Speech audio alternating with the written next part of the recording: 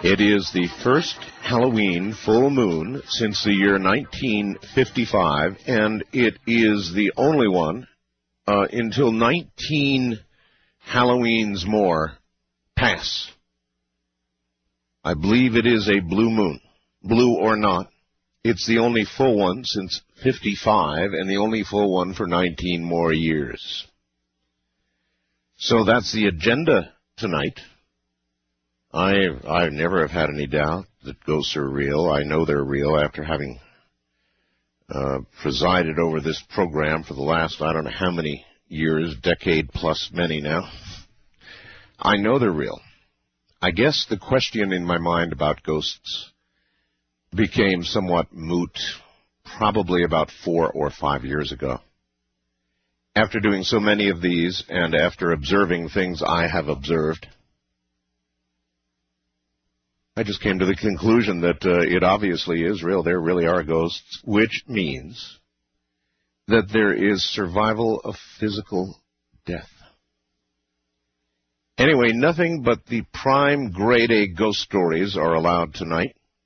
So before you dial, consider, are you in possession of, is the best ghost story of all time emblazoned in your mind? If it is, dial. Otherwise, sit back and listen. That's what's coming up. Nothing but ghosts all night long. And now, ladies and gentlemen, Ghost to Ghost AM. One more time, this is your opportunity to phone in the best, scariest ghost story that any of us have ever heard. The scarier, the better. And if it's really, really scary, I'll be really, really happy. Why? Because I'll know that we're having good stories on the air, and I like to be scared like everybody else. You know, doing these shows, it scares the hell out of you after a while. A lot of times it just plain scares the hell out of you. But there is fun in fear, some types of fear. This kind of fear seems to be fun. Well, it's fun in the telling. It's not as much fun in the doing, as you will discover listening throughout the night. So let us begin. First-time caller line, you are on the air. Hi. Art? Yes. Good evening. A ghoulish good evening to you. And to you as well, sir. Yes. This story takes place, actually I'm Rex. I'm from Baton Rouge, Louisiana. And this story takes place about 10 years ago when I was working as a photo lab assistant in Yosemite National Park, California. Yes, sir. One evening after I had finished talking with my folks, I was walking home along the Merced River. And very pleasant evening. And recently I had been looking into the folklore, the mythology, some of the history of Yosemite Valley, which had to do with the Miwok Indians and this sort of thing. Now, as I was approaching my cabin, the tent cabins that all of us employees stayed in, right, I had absolutely nothing in my mind, completely blank. And I believe that contributed to what happened next. How frequently in your life have you noticed that you've had a completely blank mind? That is somewhat unusual in itself. Yes, it was. I mean, just all of a sudden you said to yourself, wow, I'm not thinking about a damn thing. Exactly. All right, so anyway, there you were in that state, and what happened?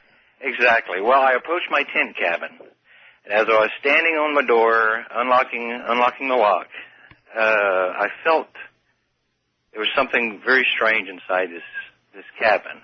It was twilight, it was dusk, there was no sound going on. You just felt something was there, or you felt something? I felt something. Describe it. Sort of like I could almost feel an aura radiating from inside it, and it wasn't a very pleasant aura. Okay. So I opened the door, and pitch blackness was inside this cabin. It was like I was looking into dark matter. Darker than black. Darker than black. Yeah. And this dark matter turned and looked at me. Looked at you? Looked at me. Well, to perceive that, you must have seen, or did you just feel that? I mean, how did you know it was looking at you? You know how some people have this third eye, this kind of a psychic sense kind of thing? Mm-hmm. I felt like this thing turned and looked into my soul, basically. Yes, and was it as empty as your head? Almost. Sorry, I couldn't get it. But what happened after I felt this thing was looking at me? Yes. I felt it rush at me like a hurricane kind of force. It was like that poltergeist swoosh, you know? Oh, Lordy, yes. And I remember this thing hit me, and I completely blanked out. I remember being in this white light, but all I could hear was this ghastly scream. So it was just good night for you, huh? Well, actually, this white light hit me, and then about a fraction of a second later, I remember landing on my back. And I looked back up at my cabin, and I was 15 feet away from the door. I don't know how I got there. You had not been drinking, nor... I just got off of work. Just finished talking with my folks, and I walked sober home. as can be. Exactly. What do you think happened to you? I had the feeling that it had something to do with the tragedy of the Indian situation in Yosemite Valley. I don't know. I can't really explain it too much. Maybe. I'm going to offer an alternative theory that you may not like. Obviously, what I picked up on in your story was that you were thinking about absolutely nothing, which is rare. I mean, have you ever caught yourself out there, folks? Wow, I'm not thinking about anything. I wonder if I'm okay. It's not something you do every day. So anyway, his mind was blank. His words. When your mind is blank, you are in an interesting, susceptible moment. Really. If the neurons aren't particularly firing in any direction, and it happens, it does happen, then you are very susceptible. So what may have happened to him may have happened at that exact moment because he was so vulnerable. Interesting. Wildcard line, you're on the air. Good morning. Good morning, Art Bell. How are you? I'm okay, sir. Where are you? This is Anthony in Macon, Georgia. All right. And I'd like to relay this ghost story to you before I transform into a Canis lupus. So this story... do you do that from time to time? Occasionally. Occasionally I do, especially on nights like this. Yeah, but about 1975, I was approximately 6 years old. I was visiting my grandmother here in Macon, Georgia, and this was shortly after my grandfather had passed away. He was an avid golfer, and he had a heart attack on the golf course. Appropriate. Yes, dying while he was doing what he does best. And or liked best, or loved. Exactly. It's the way to go. Sure. And we were visiting my grandparents' house. Now my grandmother was just residing there. And this house had an added-on room that my grandfather had designed and built. He was an architectural student from Georgia Tech. Right. He graduated from Georgia Tech. And this room he had built and designed. And when we had visited, I would stay in that room. And the extra bedroom in there. Sure. And one night I was in there, fell asleep. I wake up out of nowhere. I don't know what woke me up. I just woke up, and at the foot of the bed was a glowing figure, white glowing figure. Okay. Just staring at me. Now, there was no sort of facial expression. That's what I was going to ask. Yeah, right, there was no face, no facial expression, but it was facing me because it just, seemed to be staring at me. Sort of an outstretched sort of arms, but you didn't see any arms. It was sort of just maybe sort of a flowing sort of gown. That'd be enough for me. You would know it was a spirit. Exactly. So, like any 5, 6-year-old young man would do, I ducked under the sheets. I said, "Whoa, wait a minute." That would have been my move too. Right. Under the covers. Exactly, because you're always safe there. Yeah. But then I, took another peek, and on that peek, it was still there. Oh, that's bad, because usually when you come out from under the covers, it's gone. No, it wasn't. Okay. It was gone. It was still there, and then I went under the covers again, and I did not return up from the covers, and I fell back asleep. But get this, Yes. Now, this is the kicker. When I woke up the next morning, yes, sir, on the ground near the foot of the bed was a golf ball. So your granddad had been there and left a sign for you, a golf ball. I would either that or somebody was playing a elaborate hoax on me. But as I said, I still have his golf clubs and I have some of his golf balls. So maybe they just happened to be in that room and I just didn't notice them when I went to bed. But it was an eerie thing. Well, I hear you. All right, thank you. Yes, the covers. The covers were always refuge from. For me, it was things in the closet. To this very day, I cannot abide an open closet while I sleep. I will not go to sleep with an open closet. Because a little 6-year-old Art was absolutely certain there was something in his closet. Certain. And I was manic about having the closet closed, and how's this for an admission? I still am. East of the Rockies, you're on the air. Hello. Hi, Art. How you doing? I'm okay, sir. Where are you? My name's John. I'm calling from Colorado Springs, Colorado. All right, John. Got kind of an unusual story. Just to give you a little bit of background, I grew up in a small town in Minnesota. Yes. Grew up with a pretty good knowledge of the spirit world or demons or ghosts or what have you, that stuff existed. I believe that it existed. Sure. Always felt like there was something in my room when I was growing up. Used to have strange dreams. Sometimes I would have dreams where I felt like I was being spiritually attacked, where when I woke up I couldn't speak, or when I'd go to sleep, it seemed like the moments between being awake and going to sleep could be a lot of fear.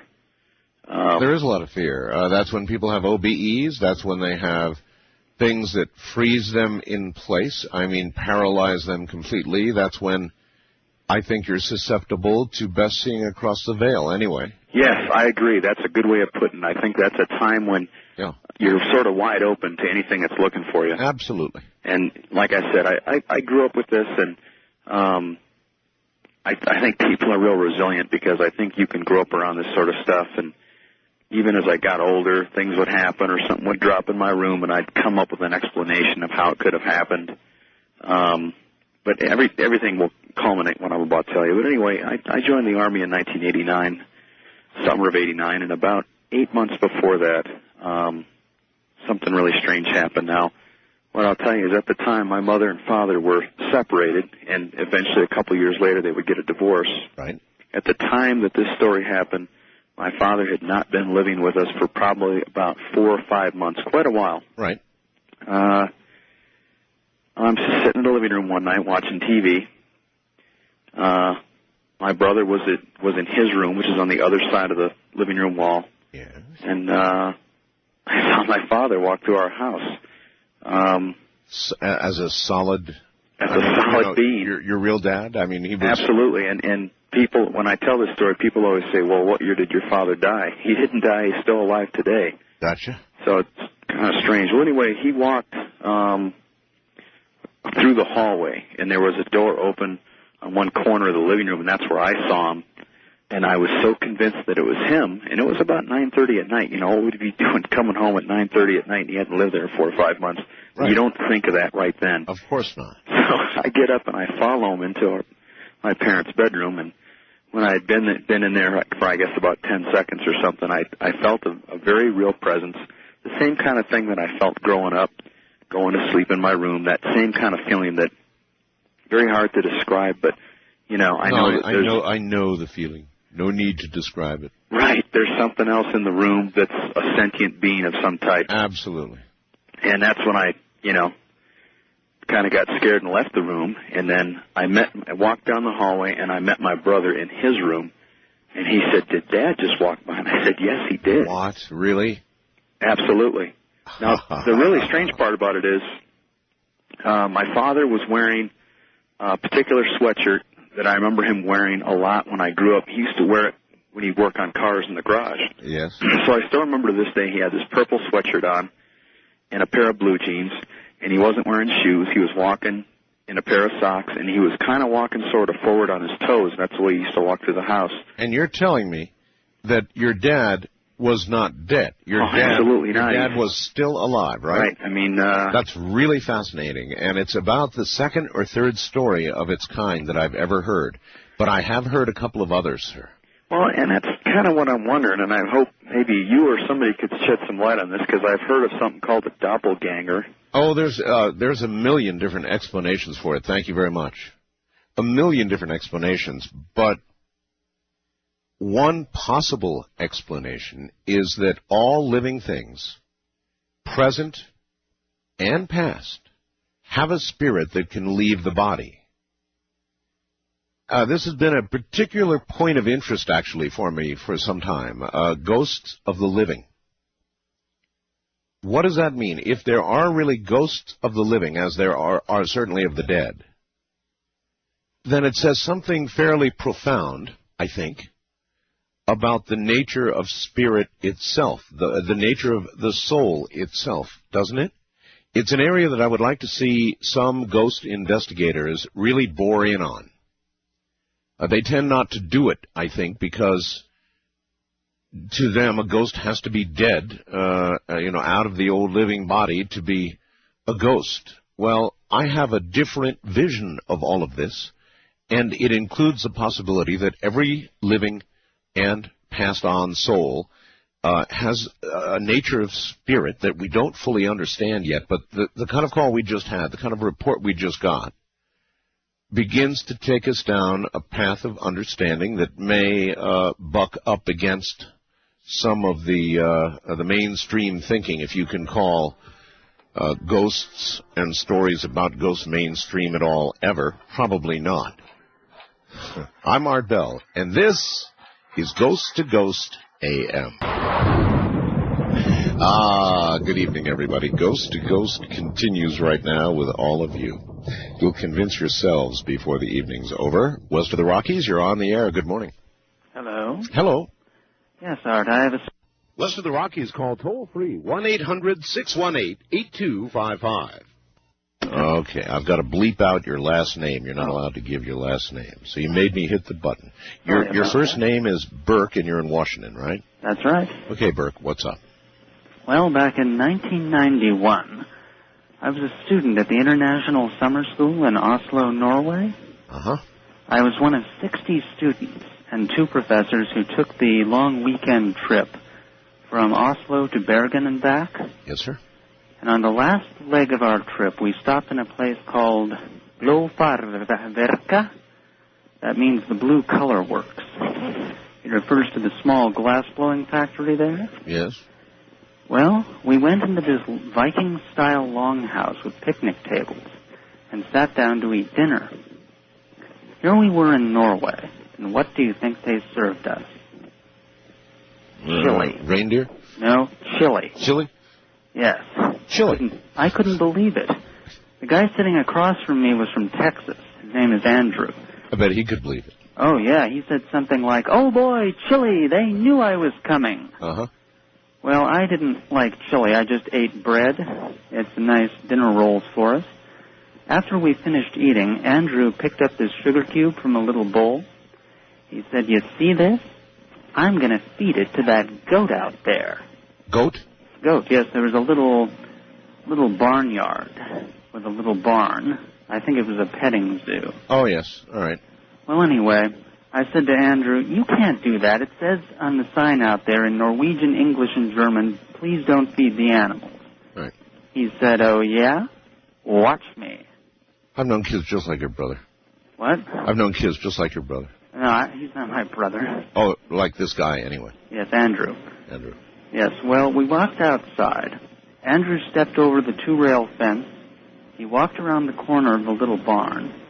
Then he came running back, climbed back over the fence, and said to me, "That goat was evil. It wanted to kill me." He looked around, and he said, "Hey, look at that mine over there. Let's explore it." And I said, "You got lost in that castle in Bergen. You have a bad sense of direction." You're going to have to get to the point of the story. Yes.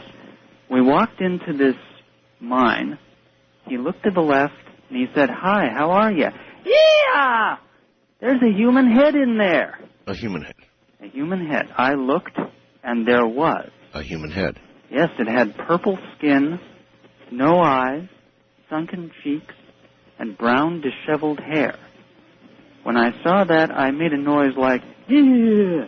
and I turned away. When I looked back, it was gone. The human head was gone. It was gone, yes. All right, I appreciate your call. Human head story. Purple skin, huh? Well, I haven't seen one of those. First-time caller line, you're on the air. Hello. Hello, Art. Yes. Yes, sir. I'm a retired police officer from the Midwest. Yes, sir. This happened about 15 years ago. This has bothered me ever since I went on this call. It was a domestic disturbance, disturbance non-domestic. When I arrived, a lady told me that there was some loud thumping going on in her condominium. She lived on the bottom floor of a 2-story condominium complex. Right. And she walked me to the center, and sure enough, here it sounded like somebody hitting the floor with a sledgehammer. Hitting the floor? Yes. And she lived on the bottom floor? She lived on the bottom floor, and it was just unbelievably loud. I said, well, we'll need to get the manager and go upstairs and see what's going on. She says, well, nobody lives there. I said, all right, well, we'll still need to get the manager and see what the problem is. I ruled out water pipes because no water run through that area. Sure. The manager we finally got a hold of, this was 1 o'clock in the morning. We went inside, and she said, what is the problem up here? I don't understand this. And I said, well, the loud thumping. And she says, well, no one's lived in here for about 6 weeks. This is where Colonel Wilson died. Oh. And I said, I had stepped it off from the front of her condominium to the point of the noise right above us. So you were standing about where it would have come from. Right. And I also stepped it off from the empty condominium to the point where the noise would have come from. Yes, sir. And the manager put her hands on either side of her face and said, oh my God, that's exactly where his head was laying when we found him. Another human head story. Oh my God. No, I mean, he had died of a heart attack. But no, I understand. Laying right there. Yep. And anyway, it was just really strange how everything coordinated and was exactly in a line right where he was lying. Well, it's unusual, you know, that a police officer would actually get to observe all of this. Usually it's all over by the time you're there on this kind of story. I wrote it. I wrote it up. Oh, you did? And I knew, of course, I knew I'd be ridiculed for it also, but I wasn't. And I never heard a thing about it. But I said I heard the noise. It was loud, and it was very loud. It sounded like something 10 or 12 pounds being dropped right on the floor. And well, let me ask you this. I have had endless emails from law officers all over the country about these kinds of things. Inevitably, of course, they don't want their names used. But a disproportionate number of people in law enforcement seem, you know, to run into this now, you know, or something like it. Really a lot of you. We're normally the ones called on problems. That's why we hear about it more, I'm sure. Makes sense. But as actually being there, like you said, being there when it's happening was very strange. And that I've been retired a couple of years now, but it has bothered me ever since that call. And evidently this lady had moved not too long after that because the thumping just continued. Mm-hmm. Now it hit about 4 times and stopped. And she says this will do periodically throughout the night. I'd move too. I would have moved too. Thank you so much. You better. Take care. That suggests a spirit behind, you know, a spirit left behind.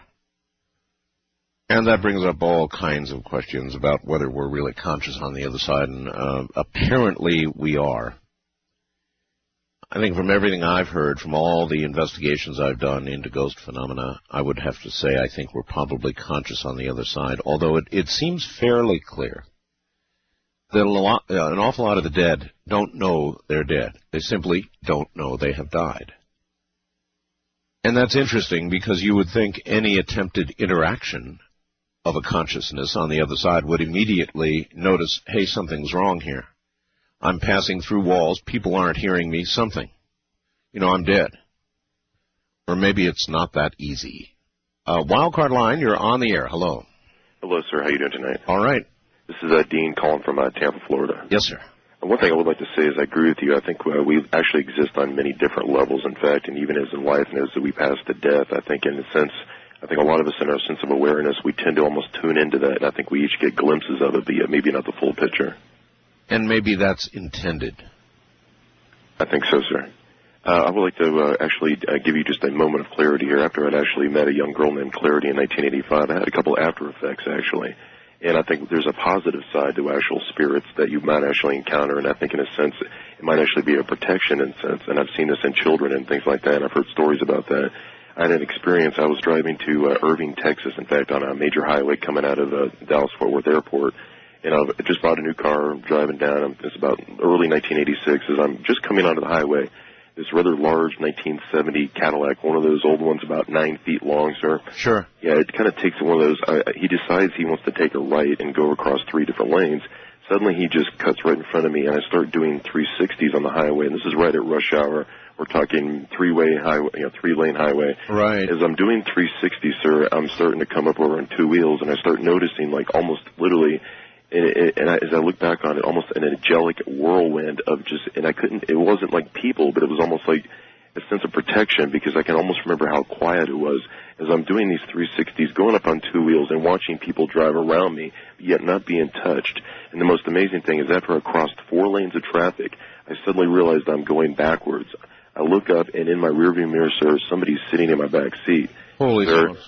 Well, number one, I was by myself. As I look back in front, I noticed all traffic has stopped, and I'm slamming on my brakes. I look up back again in the midsection, the actual the barrier between the actual 2 highways. Right. I'm coming upon that, and I'm doing about 40 backwards. As I'm looking up in the rearview mirror, well, whoever was sitting in my back seat, well, they're gone now. So I'm appreciative of that because I didn't want to have to deal with that. But secondly, I'm watching the barrier and me coming up doing about 40. I stop within about 3 feet of it. Not a scratch on the car, nothing. I've completely stopped rush hour traffic in the middle of Dallas-Fort Worth. Everybody's literally walking out of their car looking at me like I've just filmed some stunt movie. And you were no doubt convinced you'd been saved by some sort of angelic presence. Exactly, sir. And all right. And to make it... Yes, sir. To make it very quickly and short, 2 weeks later, I'm coming around on the left turn in Irving, Texas. Suddenly it's a rainy thing. All of a sudden I start losing the grip of the car. I'm just starting to go over a cliff. Suddenly I stop, sir. I got out of the car. I look around. There's handprints in the front of my car as the rain's dropping like that. You can literally see it's somebody tried to stop my car. There are people out there protecting us. Shades of San Antonio, Texas. All right, well, that is interesting. Have you ever wondered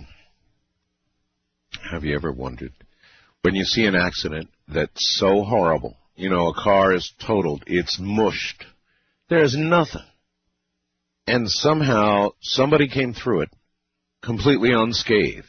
It occurs. These things happen. And a lot of times you get stories like the one that man just told. No matter what chaos was around him at the moment, the instant all of this occurred, and it does occur, of course, basically in an instant, an accident like that. He kind of gave it to us in slow motion. It may well be that, and who knows why, but there may be some protection, and of course everybody would say, well, then why doesn't everybody get protected? I don't know. They just don't. But something that through it all won't let you get touched, no matter the mayhem all around you. You hear about these miracles, seeming miracles, all the time. East of the Rockies, you're on the air. Hello, Art. How are you this evening? Okay. All right. Well, this was about the middle of last July. Where are you, sir? This is Dave and Christopher. Dave? Yes. Okay, Dave. All right. And we were up camping in White Pines up at the northern end of Illinois. Right. And we had just finished a late dinner, and we were sitting around a roaring campfire, starting to get cool out. And we decided to do what most people do around a campfire, see if we could drum up a few ghost stories. Okay. So we're sitting around, and everybody's trying to think, and all of a sudden there's a rustling behind us in the dark, yeah. The trees and such. And we look over, and out comes this little black cat. Yes. And you know how some cats are very socialized. They come by and they rub up against you. Okay, well, this little thing came and got up in between the people and the fire and started, as she walked by, she'd give you the little tail hug, like, you know? Oh, yes. Yeah, so she's walking around, and people are just watching her walk and touch and walk and hug. And she gets around to these two girls that are just about the other side of the fire from me. And as she does, she stops for a moment, and the girl who absolutely loves cats reaches over and starts to give her a scritch on the back. Right. And the tail goes up, and all of a sudden the girl darts back, screaming, turned completely white, and the girlfriend next to her does the same thing. As it turned out, when she had reached over to scritch the cat, she had actually gone through the cat. Her hand went through. Her hand went through the cat. Through the cat.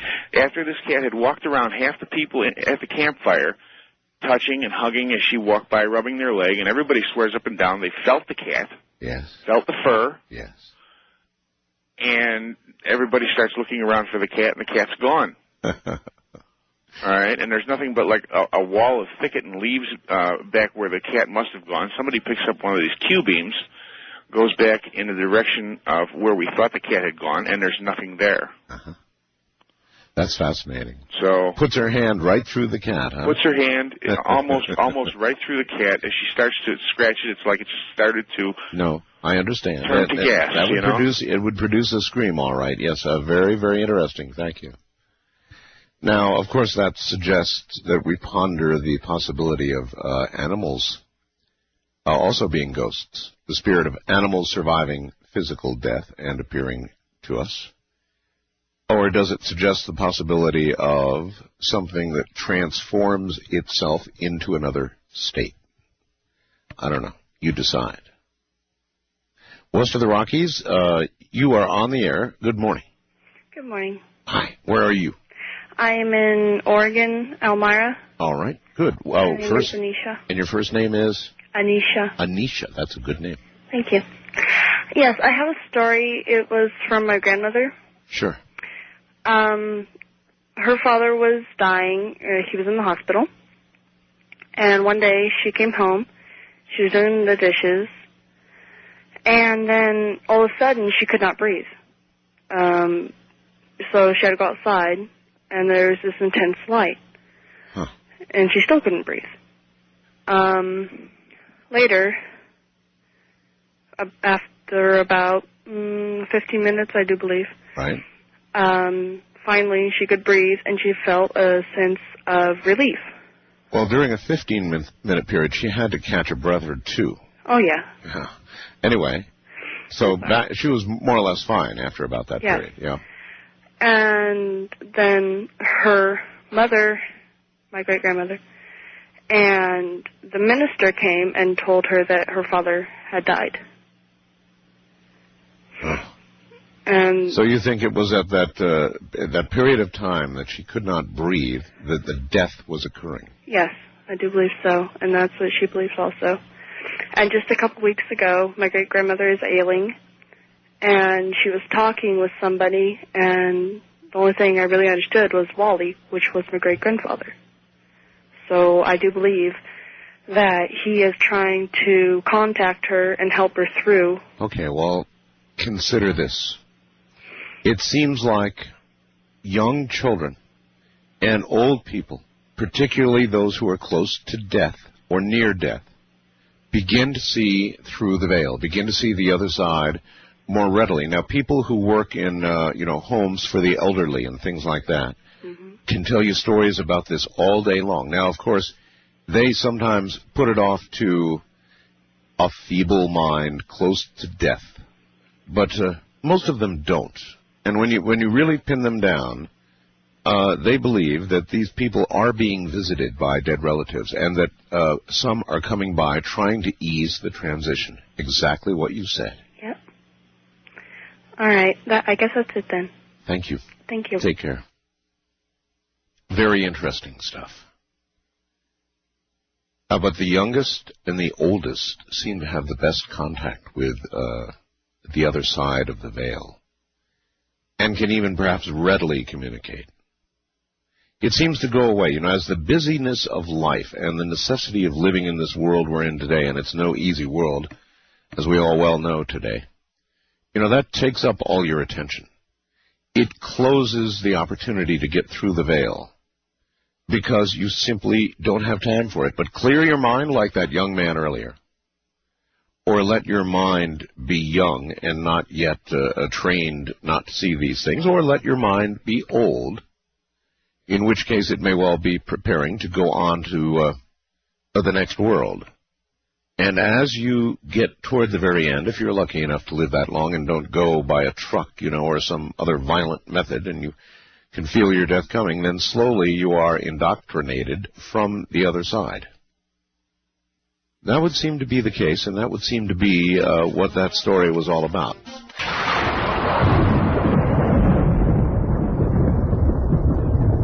And we indeed run back into the night. On the first-time caller line, you are on the air. Hello. Hello, how are you? I'm okay. What is your first name, and where are you? My name's Melanie, and I live in Atlanta, Georgia. Melanie. Okay, very good. Welcome. Thank you. Well, let me get started here. I had an extraordinary evening the night that you had a guest, Dr. Evelyn Paglini. Is that how you pronounce it? It is indeed. Okay. That night, I live on the East Coast, and I went to bed very late. Your show runs very late here. Yes, it and does. I went to bed between 4:30 and 5 o'clock that night or that morning, and I was very tired. I immediately went to bed, and my consciousness was alerted. There's a term, there is something you call shadow people on your website. I've never heard that term before, but I've always called them angels. I've had this happen to me before. And what you call shadow people were running across my bed into my bathroom, which was lit up. It wasn't bright. Why would you presume they're angels if they're dark? Now, the shadow people, as represented on my website, are of varying forms, but they're all dark. Were these things that you saw dark? Yes, they were, but I don't get into dark. I don't get into the dark part of it. Gotcha. Okay. So you thought of them as angels? Yes. And they'd run across you into the bathroom? In front of my bed. They were running in front of my bed into my bathroom. I live in a very small apartment, and let me just mention that I do live on my own. I'm a single female. Okay, so I was alerted. My apartment wasn't bright. It was maybe they all have little teeny weeny pea-sized bladders. Pardon me? Maybe they all have teeny weeny pea-sized bladders. Well, I don't think that's what they were doing. But they were running. They were headed to your bathroom, right? Yes, they were. But I don't think that's what they were doing. I just think that they like to come down and be with me because I've had this happen to me before. Yes. Okay. So, I was alerted. My consciousness was alerted, but I was still in a sound sleep, and I wanted to wake up. I was frightened because I really thought there was a human being in my apartment, okay, a being that I live on my own. I could not wake up, and they kept on running, and, they were having a party in my apartment. And eventually, like I said, I went to bed between 4:30 and 5 that morning. I eventually woke up. It was very hard for me to wake up. They did not want me to wake up. But eventually I woke up. I went and got a kitchen knife out of my kitchen, and I put it on my nightstand. Went back to bed, woke up the following afternoon between 12 and 12:30. So you mean you would have sliced up one of these little bundles of joy? Well, I wouldn't have sliced them up. If there was a human being, I would have sliced the human being up. I see. All right. Okay? Yes. So, it was so real, I actually thought that there could be an intruder in my apartment. That's how real I've got the feeling, right? Understand. Okay. So I don't use an alarm clock. I'm very regular. I wake up between 12 and 12:30 every afternoon. I work in the evenings. As soon as I wake up, I look at my clock on my nightstand to see how much longer I can sleep before it becomes 12:30. I do it all the time. Okay. So I get up, and it's 12:30 the following day. I go to my kitchen to make some coffee, and I notice my clock radio in my kitchen is blinking. Okay, so the power went out. Right. I'm waiting for my coffee to brew. I get my coffee. I go back into my room where my computer is, because that's what I do in the morning. Is I have my coffee and I watch and I play on my computer. Yeah. And I notice the clock radio next to my computer is blinking. Okay. Okay. Now remember, I woke up and the clock on my nightstand was not blinking. Yeah, you're right. So. Hold on. Okay. So I get on my computer. It is on safe mode. Safe mode. Safe mode. For you non-computer people, that means that it may have lost power and tried to reboot, and reboots in safe mode. Yeah, exactly. Okay. Okay. It usually reboots. It's very rare that it goes on safe mode. It'll just reboot itself. Yep, I understand. Okay. And the day on my computer, the day Dr. Evelyn Paglini was on your show was, I believe, a Thursday. Uh-huh. Okay, so that Friday, the day on my computer was changed to Saturday. Yeah, really? And it has, what started it all, Mr. Bell, was the night that you did your experiment with Rush Limbaugh. Uh-huh. I haven't focused or meditated on something like that in, I'd say, a good 3 years. Well, you know what that does, yeah. It opens a door. You've got that right. All right, thank you very much. I appreciate the story. Yes, well, the combination of your participation in the experiment and listening to Evelyn Paglini and being in the state that you were in without getting a lot of sleep really had you totally open to this sort of thing. Now, bear in mind, everybody, that generally when there is a ghost scene, if you are able to record it, you will record a significant electromagnetic phenomena associated with an appearance or an occurrence. And a sufficiently large electromagnetic phenomena would affect the electrical circuits that surround you. Bear in mind, the way it happened. First one room, and then another room, then back to the other room. Pretty strange. Wild card line, you're on the air. Good morning, Art. Happy Halloween. And same to you, sir. This is Paul, we'll say from Central Illinois. Okay. I'm a sheriff's deputy, and... Oh, you are? Yes. Until a few weeks ago, I worked the midnight shift. Mm-hmm. My wife and I bought our first house last August. It's a nice, like a 70-year-old house, still in good shape and things like that. Well, one night, it was about September 8th or so, I come home from work, and now my wife, she's a paramedic. She works 24-hour shifts, and on that night she was working, so there shouldn't have been anybody home. That would be back in what we call September 8th, back in the normal times. Huh? Yes. The last of the normal times. Right, that's what makes it easy to remember. Sure. But my wife, she was working that night, so her car was gone. There shouldn't have been anybody home. I came home for a dinner break about 3 o'clock in the morning or so, and I walked in the door, came in the house through the kitchen. As I come in the kitchen, I see the silhouette of a person standing there by the kitchen sink. And remembering I was on duty, of course, the first thing I did, seeing a strange person in my house, was to draw my pistol and point it at this person and tell them to show me their hands. I'm sure.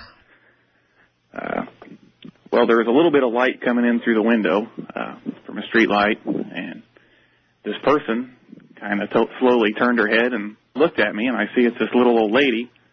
Huh. And there was you kind of get that strange feeling, and you start noticing that she was a little bit translucent. Oh, really? So I felt kind of silly pointing my pistol at her when I realized what it must be that was going on. So the first thing I could think of to say was, what do you want? And boy, that's pretty good. Some people in your position might have fired that gun. I mean, just out of absolute heart-stopping fright. They might have fired that gun. It probably wouldn't have done a whole lot of good. I think she was already beyond the point that my pistol could have hurt her very much. Good that you could realize that. Man. Anyhow, she looked at me, and she just had this, if you can imagine a little old lady who's kind of ornery and just knows that she's pulling the best trick in the world on somebody. She just had that kind of bemused old lady ornery look on her face. And so, like I said, I asked her, what do you want? And she just kind of grinned at me and then faded out and disappeared. And I haven't seen her since then. I mean, she doesn't, move things around in my house or anything. The only thing that ever happens that might be out of the ordinary is every once in a while, if my wife and I are in the living room watching television or something, we have a dog. And there's been a few times that she goes in the kitchen because that's where her food dish is, and she's not the kind of dog that spooks easy. She loves people, and, nothing really scares her too much. But she'll be in the kitchen, and we'll just hear her let out a little yip, and then she'll just come running back in the living room and cower at our feet. Sure. And whenever she does that, I just imagine that kind of ornery look on that old lady's face and figure she's just playing tricks on my dog, and as long as that's all she does, I guess it doesn't really bother me a whole lot. Well, I understand. Nevertheless, what do you think you saw? Well, and I'm sure it was a ghost. I mean, there's no doubt in my mind about that. I wasn't dreaming. I wasn't asleep. I'd been at work, I've got you. All right. Thank you so much for the story. Take care. Deputy Sheriff. And, of course, seeing is believing. Once you have seen, as that man saw, you will believe. You will never doubt again. You will always know that there is something over on the other side. Whether that's to be your destination or not, you cannot know until your time has come. But there is certainly something there, something that can come through. East of the Rockies, you're on the air. Hello. Hello. Hi. Hi. Yes, sir. I'm on the air? Yes. Hi, Art. Your name is? My name is Dave. Dave. Hi, Dave. Hi. I'm from Canal, Winchester, Ohio. Okay. I just want to start by saying this story began and ended on Halloween night, and it's a pretty scary one, I think. Okay. Let me just start by saying I was in college. I was dorming with a few friends off campus at an apartment, and about half a mile down the road was a house that I suspected to be haunted. I've seen ghosts before and things like that, which is a whole different story.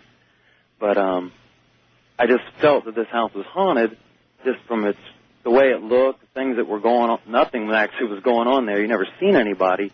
The only thing that ever happened there was that there would be a curtain up in the high window that on occasion was drawn slightly. This was an unoccupied or occupied house? I had asked neighbors and other people if they'd seen anybody live there. They said no. It looked like someone had lived there.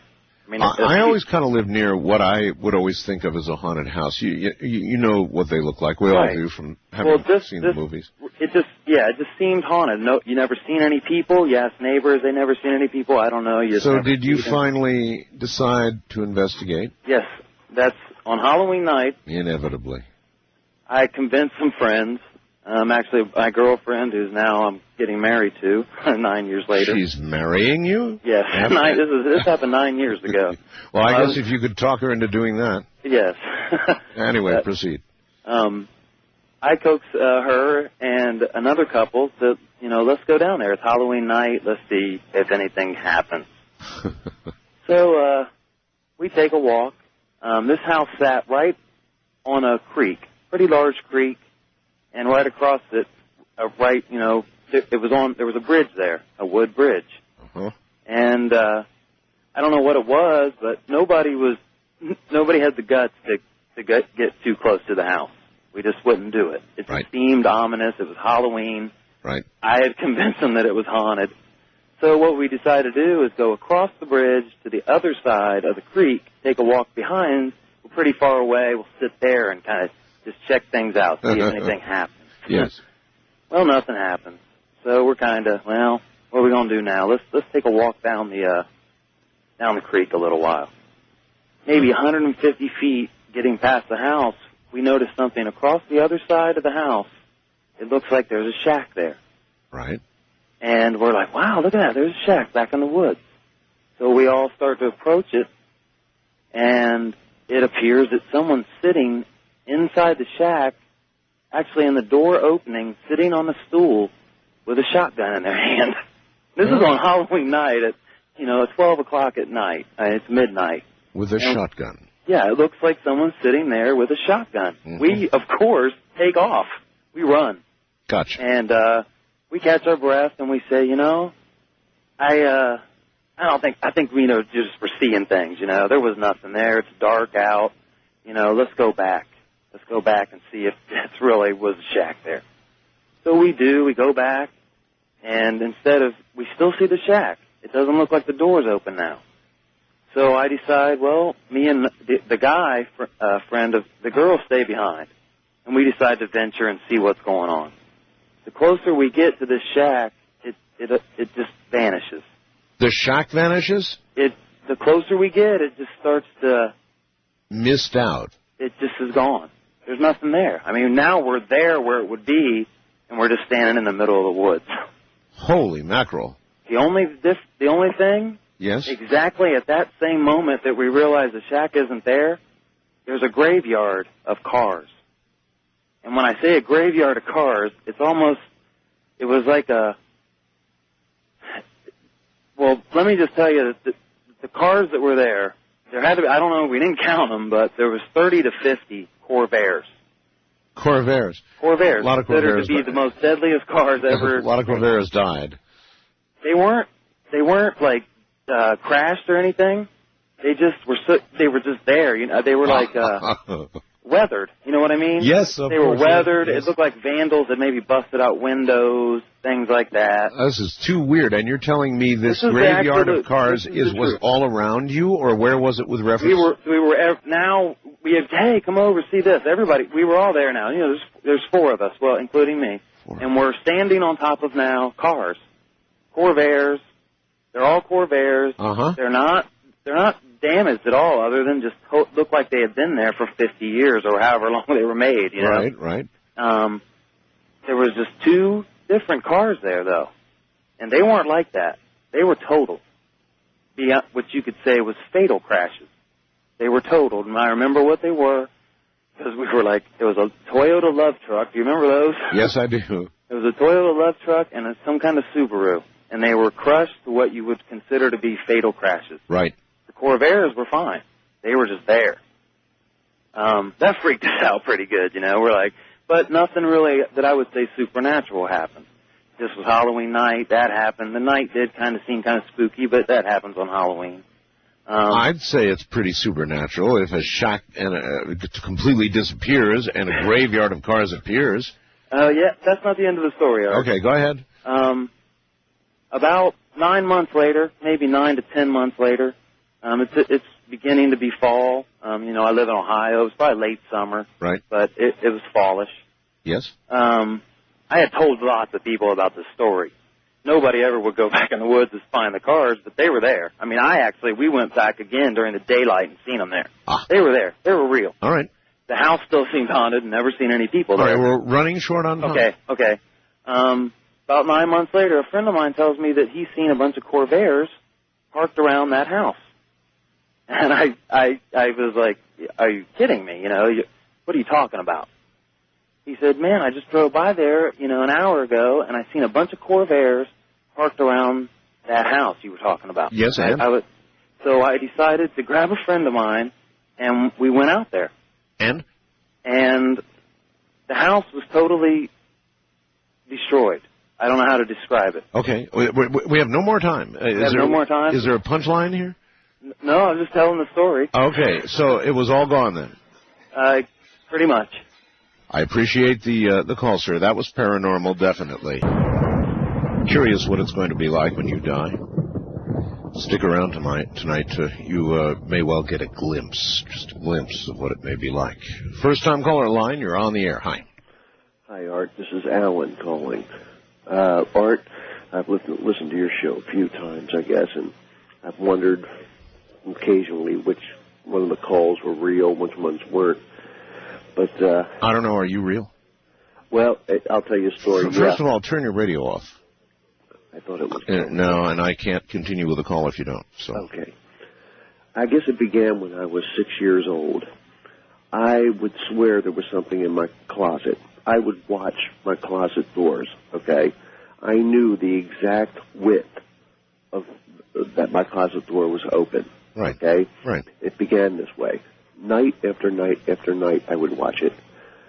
One morning, the closet doors were completely open. I questioned everybody in the house. No one had touched it. Okay, this is how it began. Secondly, I had one of these things I learned from your program was an out-of-body experience. Yeah. I was frozen on my bed, okay? I was tingling all over, and I could not move, and I was scared to death, and I just began praying to Jesus, please, Jesus, please, Jesus. That's a precursor to an out-of-body experience, yeah. Well, I also did the same thing with the door to my room. It was the closet door and my door to the room that I would watch, and there would be a crack in the door, and I would watch that crack every 10 minutes. I would look at it. Why? I felt like there was something outside there. You mean inside the closet? Inside the closet and also outside the room, outside the bedroom. Oh, I see. So, once again, one evening, that door, every time I looked at it, it seemed like it would be a quarter inch or a half inch wider. And it got to the point where it was about 2 inches to 3 inches wide. And one night that was happening, and I couldn't move. And I started to look at the door, and so help me, Jesus Christ, as He is my Lord. The door started to have a light green color around the background of it, like the light from behind it, and a mist around it. And I got up out of bed because I had been released from this hold that I used to call it. It was just a hold.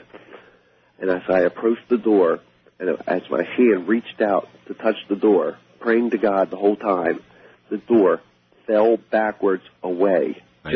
Fell backwards away. Right. And I ran back into the bed and just covered up and started praying. Oh, yeah. See, at that point, I'd have a heart attack.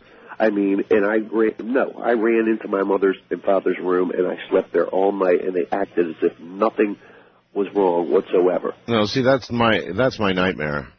That's really my nightmare. Oh, God. If I were to walk up to an open closet door, to close it because I don't allow them to be open. I just don't. And the door fell backward. I don't know what I'd do. I'd probably have a heart attack. Absolutely a heart attack. Wildcard line, you're on the air. Hi, Art. Hi. This is Ann from the Springfield, Missouri Ozarks. Hi, Ann. And I have a story for you a ghost story that completely changed my life. I bet most ghosts, really, people who have encounters with ghosts have their lives changed, period. But go ahead. All right, I'm a Cherokee historic reenactor. We're called buckskinners. We have pre-1840 camps. I own an 18-foot teepee, wear buckskin dresses, cook over the campfire, and sleep on a buffalo robe. Okay. In 1994, I attended an 11-day rendezvous. That's what we call our camping events. Yes. It was held at Fort Washita, Oklahoma. It was an old Confederate Civil War fort and cemetery.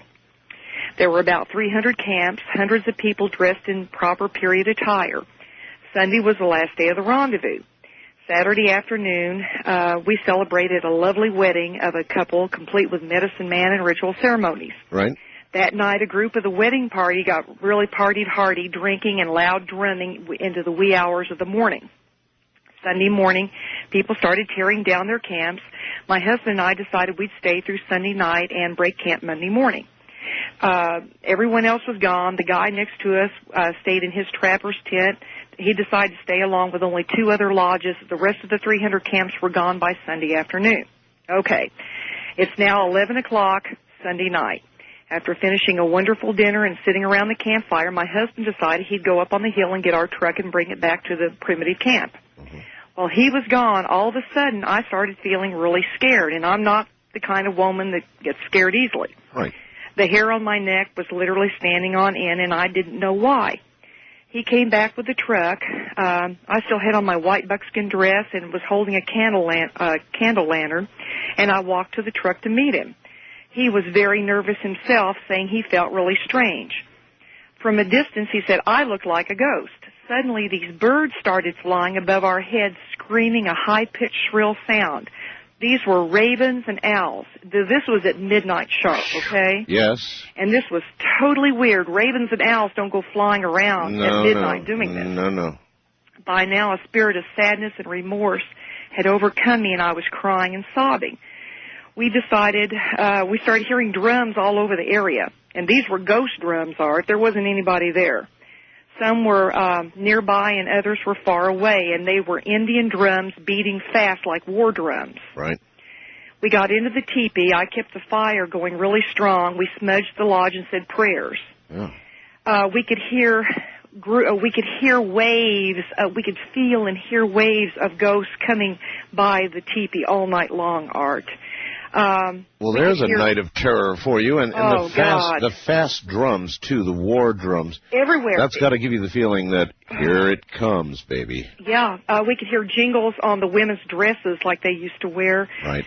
Sometimes the drums were right on the other side of our number 10 canvas wall. And so you lived through the night. Yes, about 5 o'clock, I suddenly got really tired at 5 o'clock in the morning. I fell asleep with a roaring fire and the candle lantern lit. 30 minutes later, I woke up, Art, to a cold, dark teepee, and the canvas door was gone. I shook my husband and said, my God, wake up. He got up and looked outside the lodge, and the teepee door was twisted and leaning up against the wall of the teepee. Now, that doesn't make any sense. There was no wind, and I had a heavy dowel on the bottom of that teepee door. There was no way that thing lifted up, twisted, and was leaning against there. But the really spooky part, Art, was that the fire was out. The fire was out, yeah. And it was completely cold. No, I've got you. Bad night. Thank you. Thank you. Thank you. Oh, that's a wild one. A whole Indian nation arose around them that night. Lucky to live through that. Oh, man. East of the Rockies, you're on the air. Hello. Hello? Hi. Yes. What is your first name? Lynette. Lynette, and where are you? Oklahoma. Okay. Much like the last caller. Right. And when I was 9 and my little brother was 7, our father owned a service station, which the service station was the front of the building, and the back of the building was our home.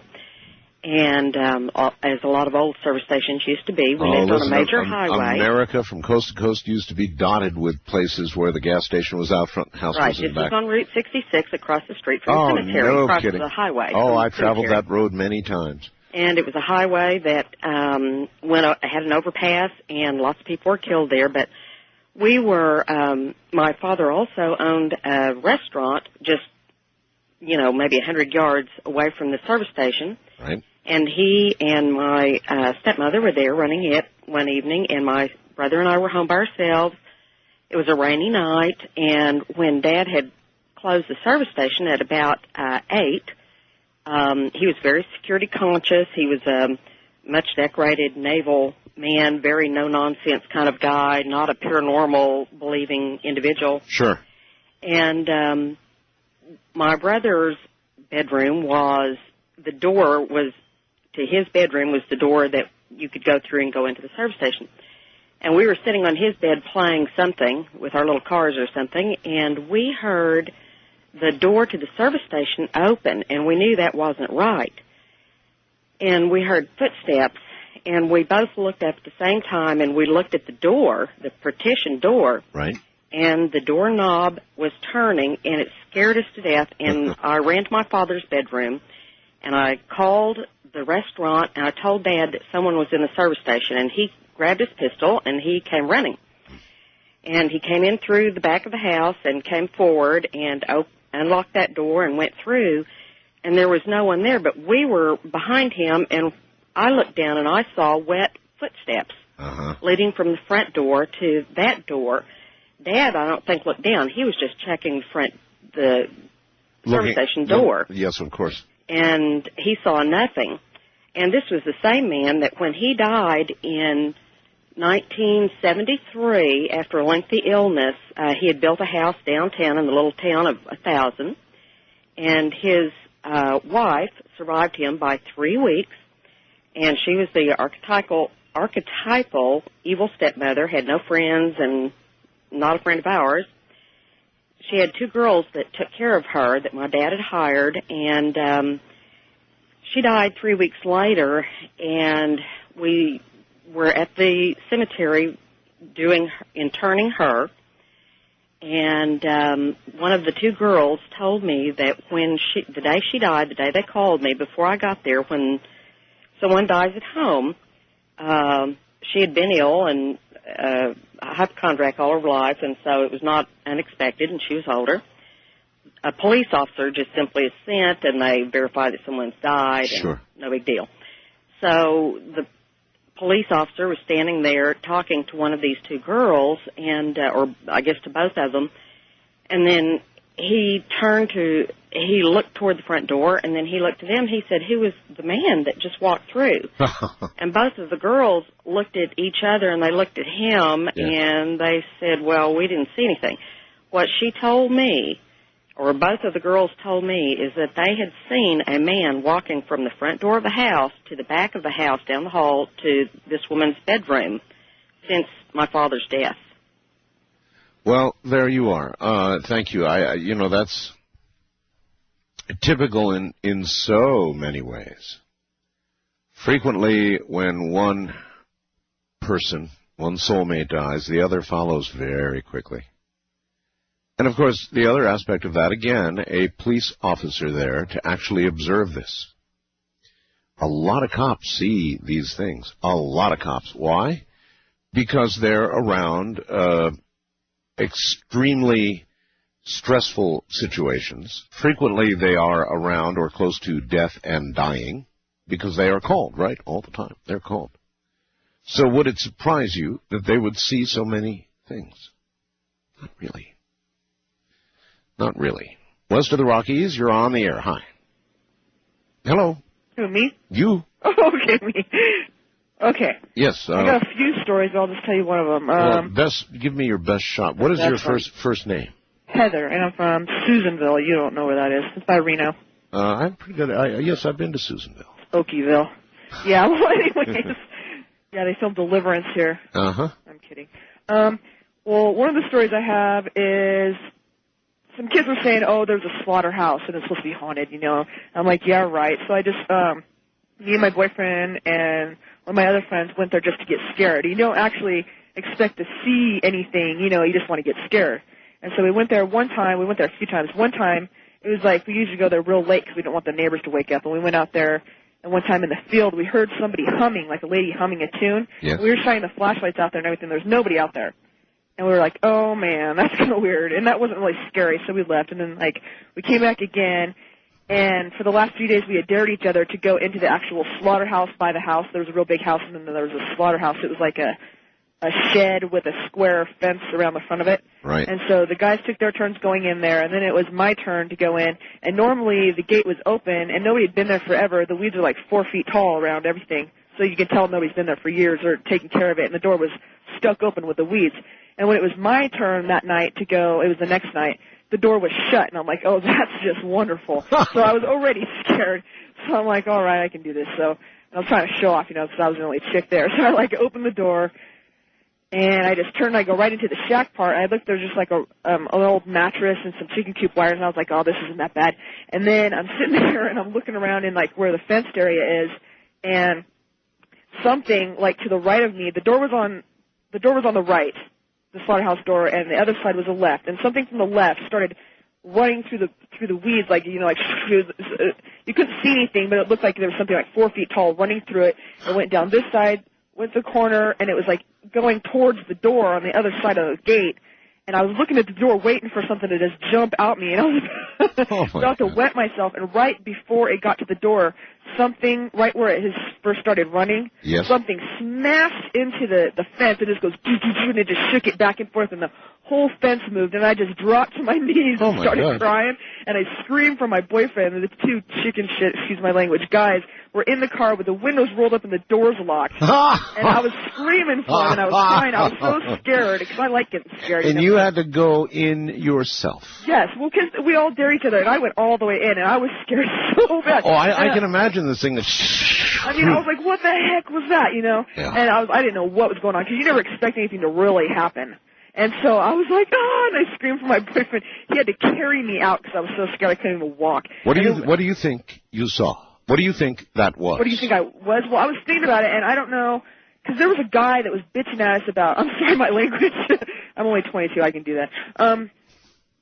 There was this guy across the street that never wanted us to go there, and he goes, no, this place is not for sale, and no, you can't go there. And the house looked like it had covers all over the furniture in it and stuff. And there was another couple things that happened at that place, but I'm sure you're in a hurry to get me off the phone, so I won't tell you that. But no, you tell a good story. Oh, well, thank you. Something that ran around it, I don't know what that was, but I was talking to some friends, and since it was a slaughterhouse and they slaughtered cows there, yes, it sounds like the cow smashed into the gate and was trying to get out. You know what I mean? You know how something goes boom and it smashed into it and was shaking it back and forth. That's the only thing I can think of. Do you think... Maybe a cow trying to get out, you know? Do you think animals have souls? I didn't used to, but there's another... Can I tell you something else real quick? I was in my apartment one time, and I was sitting there. It was 8:30 at night, and I was reading a book. And I was wide awake, okay? And my boyfriend was in the living room watching TV, and I looked down at the end of my bed, and something, I couldn't see it. 4 little paw prints jump up on the bed like a kitten or a puppy, starts running towards me, and right when it got to my leg, it disappeared. I go, what the hell was that? So I know that wasn't a person. It was obviously a little animal. So I'm assuming that I guess they do. I mean, I don't know if they have souls. I really don't think they do. But I don't know. Maybe animals are like that, too. They don't know if they're dead or not. Maybe they cat don't. That has 9 lives. All right, thanks for the story. Yeah. Yeah, have a good night. Oh, I think they have souls. I do. And I know all the arguments that would suggest it can't be, isn't, and the Bible says it cannot be so, and so forth and so on. But, sorry, I believe differently. I think animals do have souls. I've always thought that. And if you're a real animal person, whether you're a dog person or a cat person or, kangaroo person, whatever it is you fancy, then you know that all animals have separate, distinct, discernible, unmistakable personalities, real personalities. They have passion. They have love. They have dislikes. They have so many measurable things. They may not have speech, but that's okay. They don't have to talk to you most times for you to understand what it is they think or want or feel. And with so much, with emotions, with so many identifiable intelligence-like traits, well, I think they have souls. I've always thought that, and I suppose I always will. But moreover, I think I have encountered the ghosts of animals. I'm Art Bell. This is Coast to Coast AM. If you just tuned in, this is Ghost to Ghost. All we do is tell ghost stories all night long, a long tradition on this program. I don't even know how long, maybe well over a decade now. Real ghost stories. I will only take the very best ghost stories, so unless yours is a real hair raiser, just don't bother. Sit at home and listen on the radio, and those with the stories that will bring us out of our seats or keep them in them, only those need call. First-time caller line, you're on the air. Hi. Good morning. Good morning to you, sir. Where are you? What's your first name, and where are you? My name is Steve, and I'm from Union, Missouri. Okay, Steve. I just, last June, my family and I, we moved into a house that we rented. It was an older house, and I guess we were there for about a week. And I was sitting in the living room one night, and the living room had a shot you could see to the kitchen door. And I was sitting there, and I looked up, and there was this smoky gray figure of a man. And he was standing there. Now, I'm never one that ever believed in ghosts. So I looked down, and I was telling myself, well, when I look up, this thing's going to be gone. So I looked back up, and the thing walks into the room. Okay. It stands in the room for a couple seconds, and then it just like dissipates and disappears. So I don't want to be one of these people that run out of the house screaming in the middle of the night. So I get my kids, and I'm trying to do this real calmly, and we get to the front door, and I'm closing the front door, and up from the house comes this horrible scream. It was a male scream. Okay. So we left the house that night. I had a business trip, so I was gone for about a week. And when I came back, of course, I had talked myself out of it because I didn't believe in these things, and was hoping maybe it was a first-time incident, whatever. So we went back into the house. We had been there for a night, and it was one evening. Now, why would you go after a scream? Well, no offense here, but I mean the scream would have done it for me, and yet you went back in the house. I did go back. How did you reason that one out with yourself? Well, there was a lot of reasons. The financial reasons were one. Yeah, I understand those. Yeah, it's like you just move. You're hoping the best, right? Yeah, I'm with you. Okay. We went back in, and it didn't sound anything like this, did it? Listen.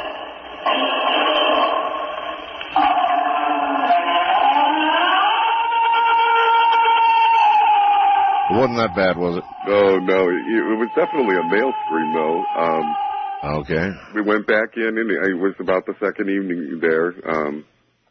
I was actually talking on the phone, and the door started rattling. I mean, actually rattling like somebody was rattling. I thought it was the kids playing, even though they had been sent to bed. Right.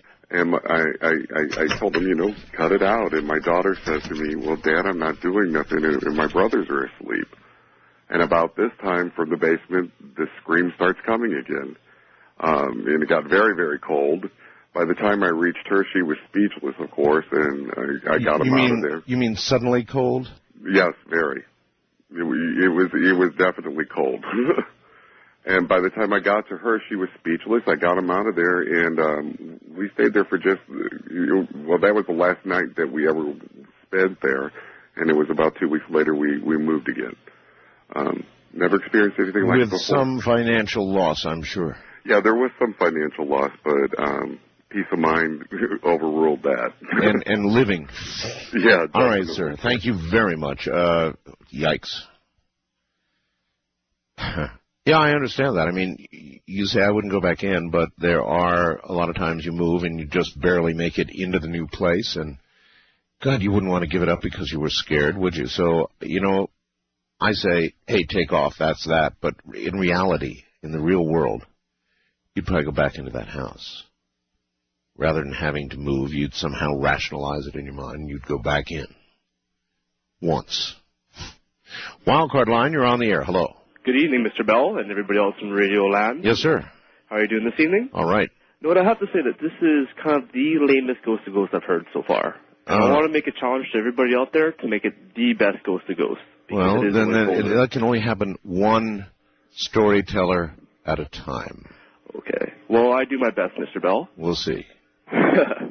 All right. Well, my story takes place in Flume Fall, Manitoba, way up in the northern part of Canada. Yes.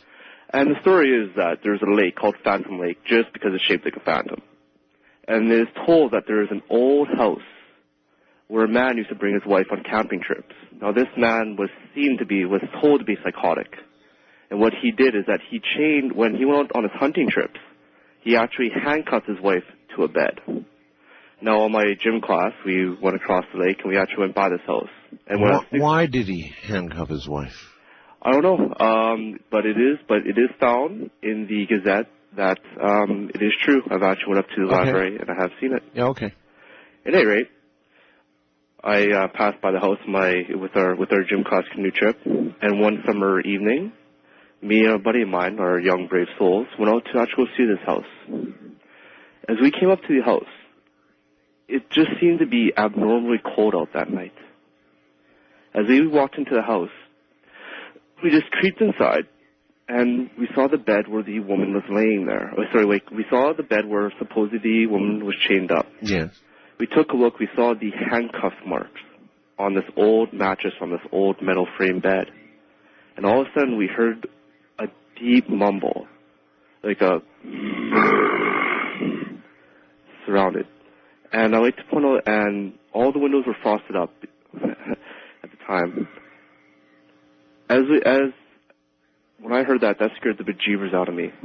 I turned around and I saw help on the window, and I saw steam coming up. You mean help? You mean help written on the window? Yes. Uh-huh. And there's steam coming from it.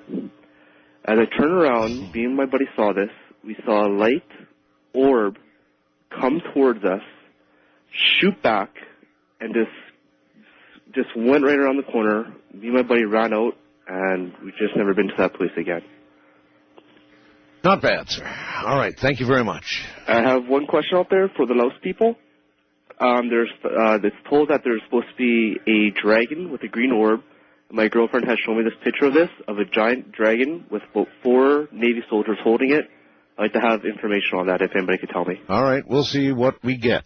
East of the Rockies, you're on the air. Good morning. Hello. Hello. Yeah, my name is Scott. I'm originally from Alabama, but now I live in Burlington, Vermont. Yes, sir. And one of my closest friends is a guy named Eugene McCurry. We've known each other for 25 years, and several times he's told me this story. And you know how people will tell you something, and if you've known them for a long time, you know they're telling the truth. Of course. Okay, well, this is one of those situations where I'm convinced, at least he believes that what he saw was the truth. Okay. He was born in 1966, and I think he said this happened when he was about 6 years old. So this would have happened probably sometime around 1971, 72. Right. He had a real poor family, and at that time they were doing a lot of farm work, like picking peas on people's farms, you know? Sure. And he was too young to work. And they, at the time, were living in this place in South Alabama, a little country place with the name of Nyota. And apparently, his family were out in the fields picking peas, and he was standing along the side of this field, and he saw what he claimed were the apparitions of 2 headless men dressed in black suits walking across the field directly at him. Headless men. 2 headless men dressed in black suits, probably like undertakers is the picture I have in my mind, yeah, walking across this field straight toward him, just totally, scared him out of his pants. Sure. And then they vanished. And he's told me this story on several occasions. You know what I would think if I saw that? I would think it was death coming for me. Oh, I tell you, of all the apparitions, me personally, of all the apparitions that I could possibly see, the idea of somebody with no head is just absolutely the most terrifying. That's headless is definitely not good. Oh, yeah, you hear these stories about Anne Boleyn in the Tower of London walking around without her head, it just gives me the creeps. Yeah. But that's to me, that's a very terrifying story. Would have done it. Yeah, would have done it for me too, sir. For the authenticity of that on several occasions. I wish he was here to verify it, but I swear to God I'm telling you the truth. I'm sure you are. Thank you very much. All right, yep. Headless. Why would something appear to us? Why would a spirit appear to us in a headless form? I can only think of a few reasons. Either as a poltergeist screwing around with us, trying to scare the hell out of us, which it certainly would succeed. Or it could be, as I suggested, I might have guessed, that death was coming for me. 2 headless horsemen, right, in suits, coming for you. And then what other possibilities exist out there? That there is some form of death where headless beings live? Rather not think about that one. West of the Rockies, you're on the air. Hi, my name's Robert. I'm from Temecula, California. Hi, Robert. Originally, I was born and raised in Portland, Oregon, and I lived in a small city outside of Portland called Milwaukee. And when I was probably about 6 years old, my parents had rented this house out in Milwaukee. And for the first time that we came up to the house, we kind of knew that there was something odd about the house. My dad could feel it, and I could feel it, but just me and him were the only ones in my family that could feel it. I had an older brother and a younger sister. And we were locked into a year lease on this place. We couldn't get out of that lease, so we were pretty much stuck there for the year. And during that year, I saw this thing, and to me it was clearly, truly just pure evil. What kind of thing? It seemed like almost like a demon to me. It wasn't. I never considered it a ghost, a shadow person, or an angel. Maybe it was not a ghost. It could have been evil. It could have been evil. But can you describe with any better detail? Yeah, this thing used to hang out in my bedroom window at night, and he would sit there all night long watching me. How did you stand that? Well, I wasn't scared of it.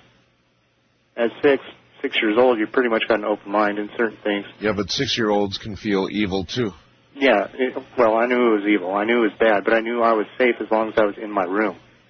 And I knew that this thing would not enter the house unless it seemed like it had been invited into the house. Uh-huh. You know, but it was out there. Waiting. Yeah, it was out there waiting. Maybe for an invitation. Yeah. I got you, sir. Thank you.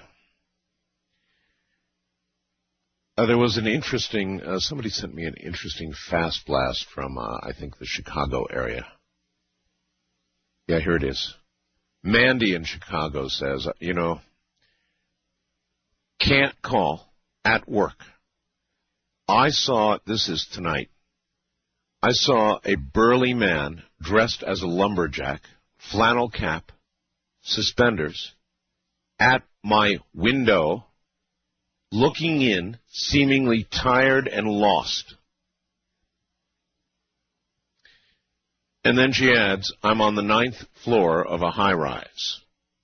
First-time caller line, you're on the air. Hi, Art. This is Nathan from Sacramento. Welcome. Thank you. I've listened to your show for a long time and Ghost to Ghost for a lot of years, and finally I'm calling in with a story. Yes, here you are. Great. This happened to my family, about 15 years ago when my daughters were about 4 years old. And my ex-wife and I sublet a house for the summer.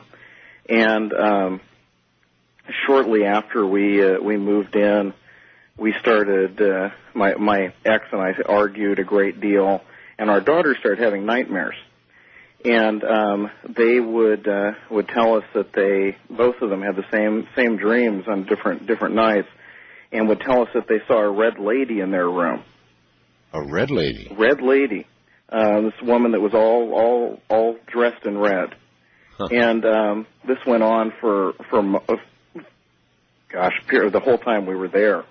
And shortly before we moved, we were talking to the neighbors trying to figure out what was going on, because it was clear that there was something there, some energy in the house. Sure. And found out talking to the neighbors that the original owners of the house, this was not a real old house, it was about 10 years old probably, the original family, the wife had committed suicide in the children's room, had cut her wrists, and that when one of the children came home from school that day, they found their mother in their bedroom covered in blood. And so we made the connection that was some energy residual from that was what my daughters had been dreaming about that whole summer, and we were happy to well, move out. I assume that you're aware that people who investigate know about ghosts are almost universally agree that people who commit suicide tend to stick around more than others at a much greater rate than others. Now, I'm not exactly certain what that means, and I've always tried to think, what might that mean, that a suicide would be stuck here?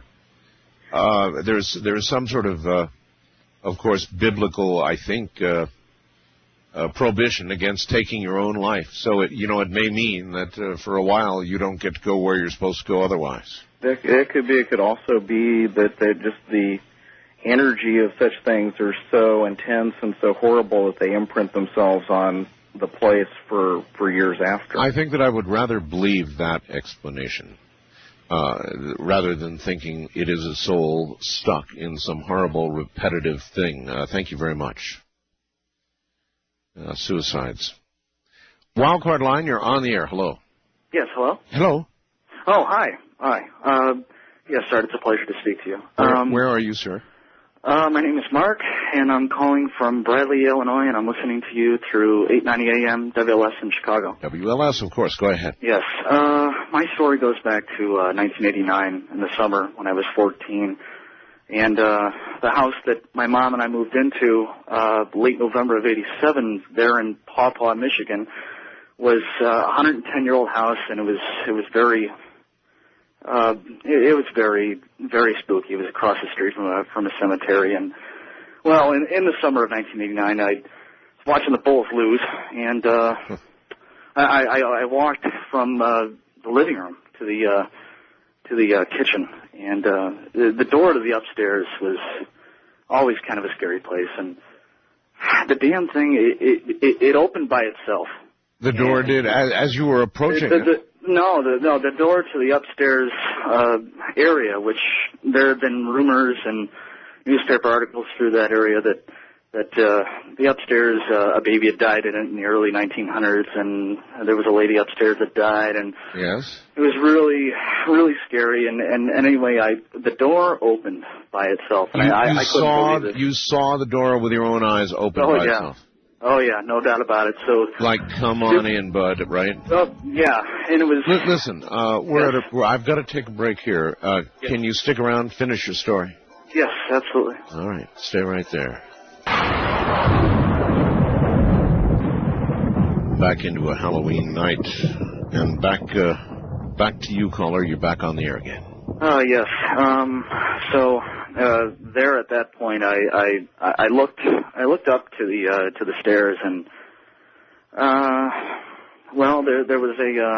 there was a woman on a cross down on me. Did you say on a cross?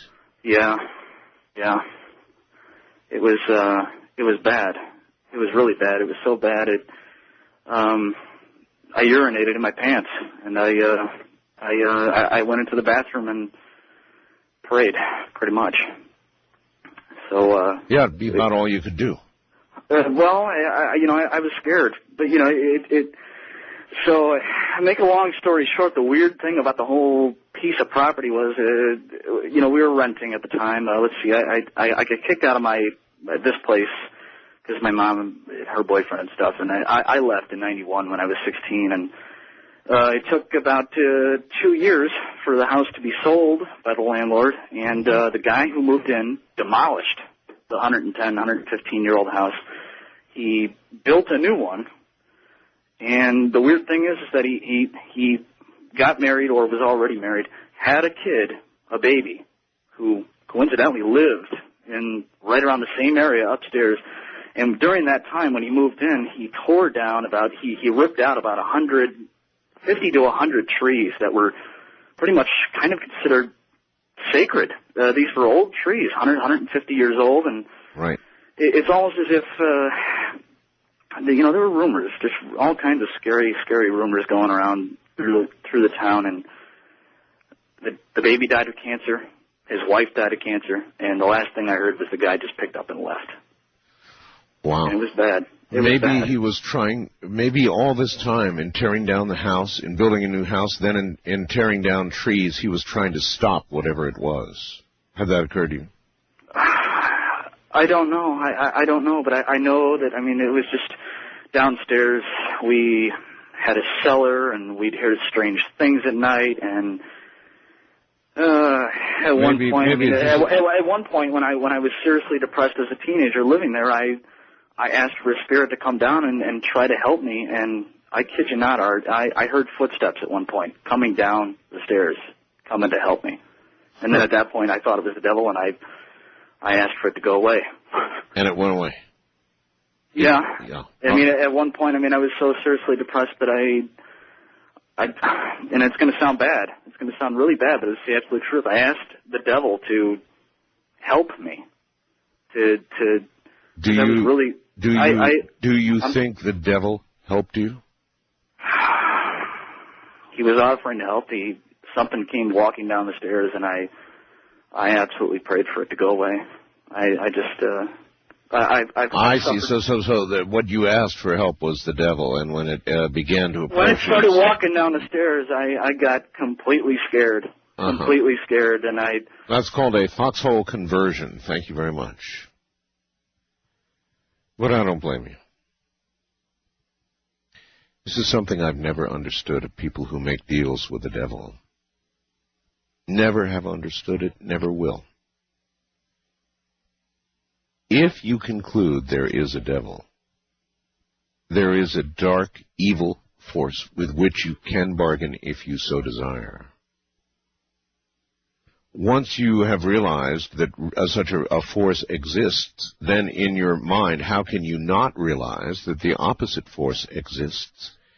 thereby immediately understanding the magnitude of the decision you're about to make, the bad decision you're about to make, that will bear on eternity for you. And so once you realize the one, how can you not realize the other? East of the Rockies, you're on the air. Hello. Oh, hello. Hi. Art, hi. How are you? Fine. What is your first name and where are you? Mike from Sarasota, Florida. Okay, Mike. This happened when I was about 5 years old, and it was kind of like a nightmare the way you remember it, but it actually happened. And I was laying in my bed, and, my parents were in the living room, and all of a sudden I felt this, like, this presence like everybody talks about, and something, like, staring at me, and I looked out the window from my bedroom. Yes. And there was you've been calling them shadow people. There was a shadow, at the head of a person. And this was like in '66. You know how they wore the men would wear those hats and the long coats? It was wintertime. Yes. That's what he was dressed in, and that's all you could make out. Anyhow, I just laid there for I don't know how long, and I finally was able to just scream. And my parents came running in, and they were like, "What's wrong?" I was saying, there's a man at the window, And my parents, ran over, and like I said, it was wintertime. All the windows were frosted up, but my window there was no frost on it. Huh. And so they went to the front door, and across the way was a schoolyard.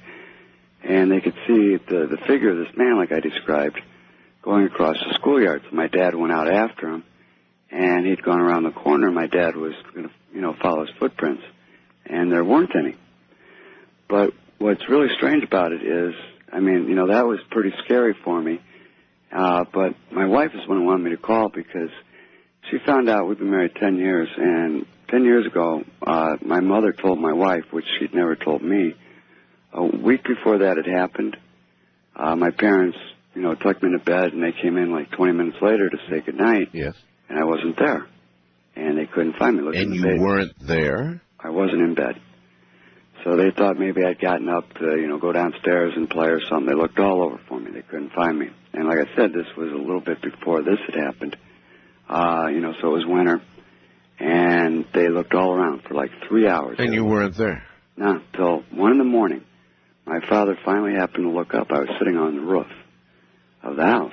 And there was no way I could get up on the roof. There was no ladders around or anything. I was just sitting there. What do you think happened to you?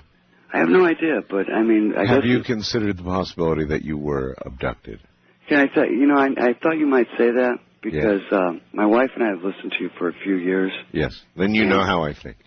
Well, the thing about street lights, going out. Yes.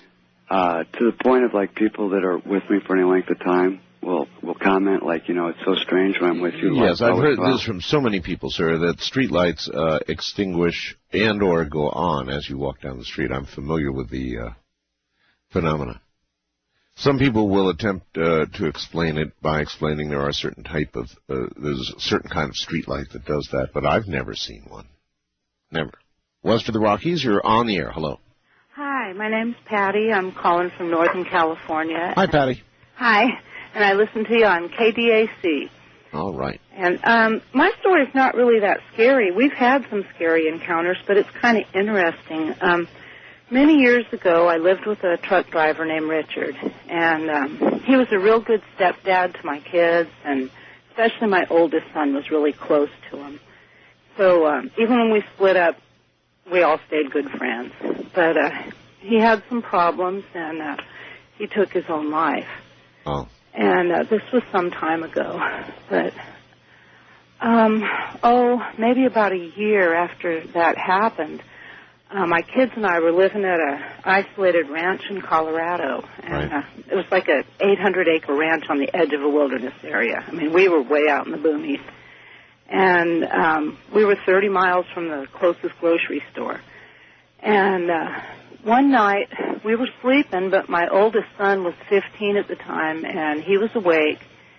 And he said, he hears this truck, this diesel, come up our driveway. And he thought maybe it was a hay truck or something that had gotten lost looking for a ranch or something. Yeah, diesel is unmistakable. Yeah, and he's thinking, well, maybe it's a hay truck, whatever, but he said the guy gets out and starts knocking on the door.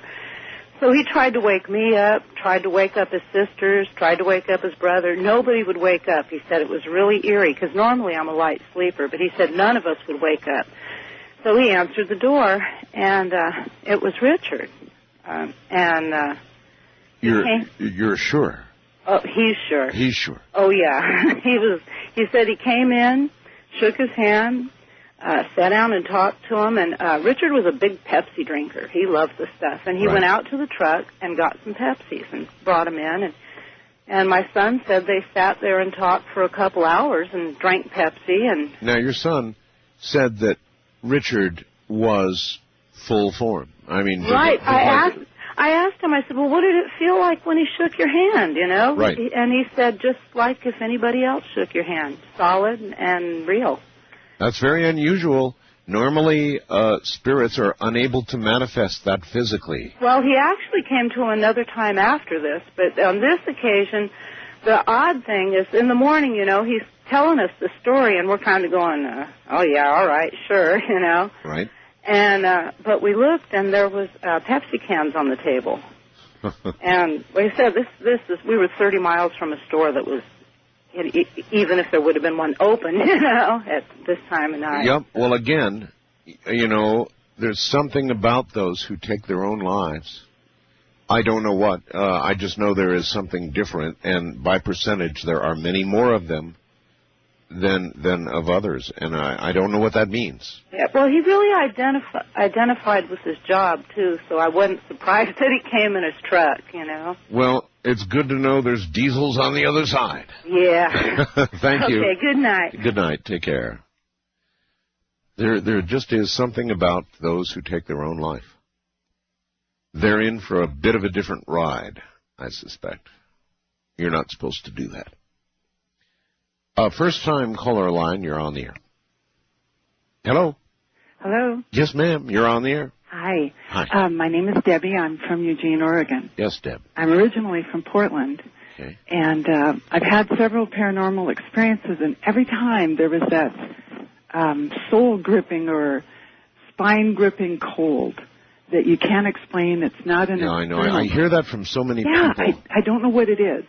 But my scariest story is when a ghost yelled at me. Yelled at you? Yes.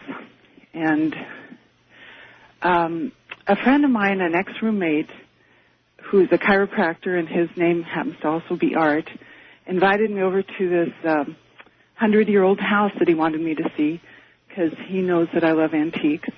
And this house is in the Selwood district of Portland, where I'm originally from. And this house was really a weird house. The base of the house scooped out like a skirt, and all of the archways in the house were in the shape of huge skeleton keyholes. It was really a weird house. Ooh, that is weird. It is. Yeah. And then I was looking around, and his roommate was a woman who had children, and we saw the whole house, and her room was decorated in antique lace. It was absolutely beautiful. And there was one room that had nothing in it, and the whole house was decorated, and I said, why is this room empty? And he said the children were in it, but they didn't like it, so they moved out. Later on, I came upstairs to use the restroom, which old houses have, and I walked into the room to see the stained glass windows. And halfway through the room, a ghost popped up in front of me. That looked like what? He was a large man. He was bald. He had a brown suit and a white shirt. And I knew he was a ghost because I could see the wall behind him. And he had no feet. I could see him, but I couldn't see his feet. He just stopped right at his ankles. And he immediately raised his finger and pointed to the door. And he said, get out of my house. Oh, my God, really? Oh, my God. I swear this is a true story. I ran so fast that I tore the carpet runner off of the stairs when I went down the stairs. Wow. And I went down and told my friend about it. And he immediately wanted to meditate for the ghost to leave the house. This is really true. And I wanted to leave, but he said, well, let's just sit down and say, to meditate for the spirit to leave. So we did that, and then right above us, where this room was, where this ghost had been seen by me, I swear to you, we heard footsteps walking out of the room and coming down the stairs. And I was out of the house. We both ran out of the house. We both ran out. I would not go back in the house. So much for meditation. Oh, I had to have him go back in and get my purse and never went in again. Good for you. Next time, don't let him talk you into the meditation thing. Yeah, I'm not doing that again. Thank you. Art. Take care. Oh, my. Yeah, when you get yelled at by a ghost, when it shakes its finger at you, get out of my house! You don't go down and meditate. You get out of the house. East of the Rockies, you're on the air. Hello. Hi, Art. How are you tonight? I'm okay. Where are you? I'm in a little one-horse town called Central City, Nebraska. All right. Welcome. And I hear you on a Omaha station. That's right. Yeah. My dad and I drove tractor-trailer for 15 years together. He drove it many years before that and a few after that, but then I started getting involved, having babies and everything, so I quit.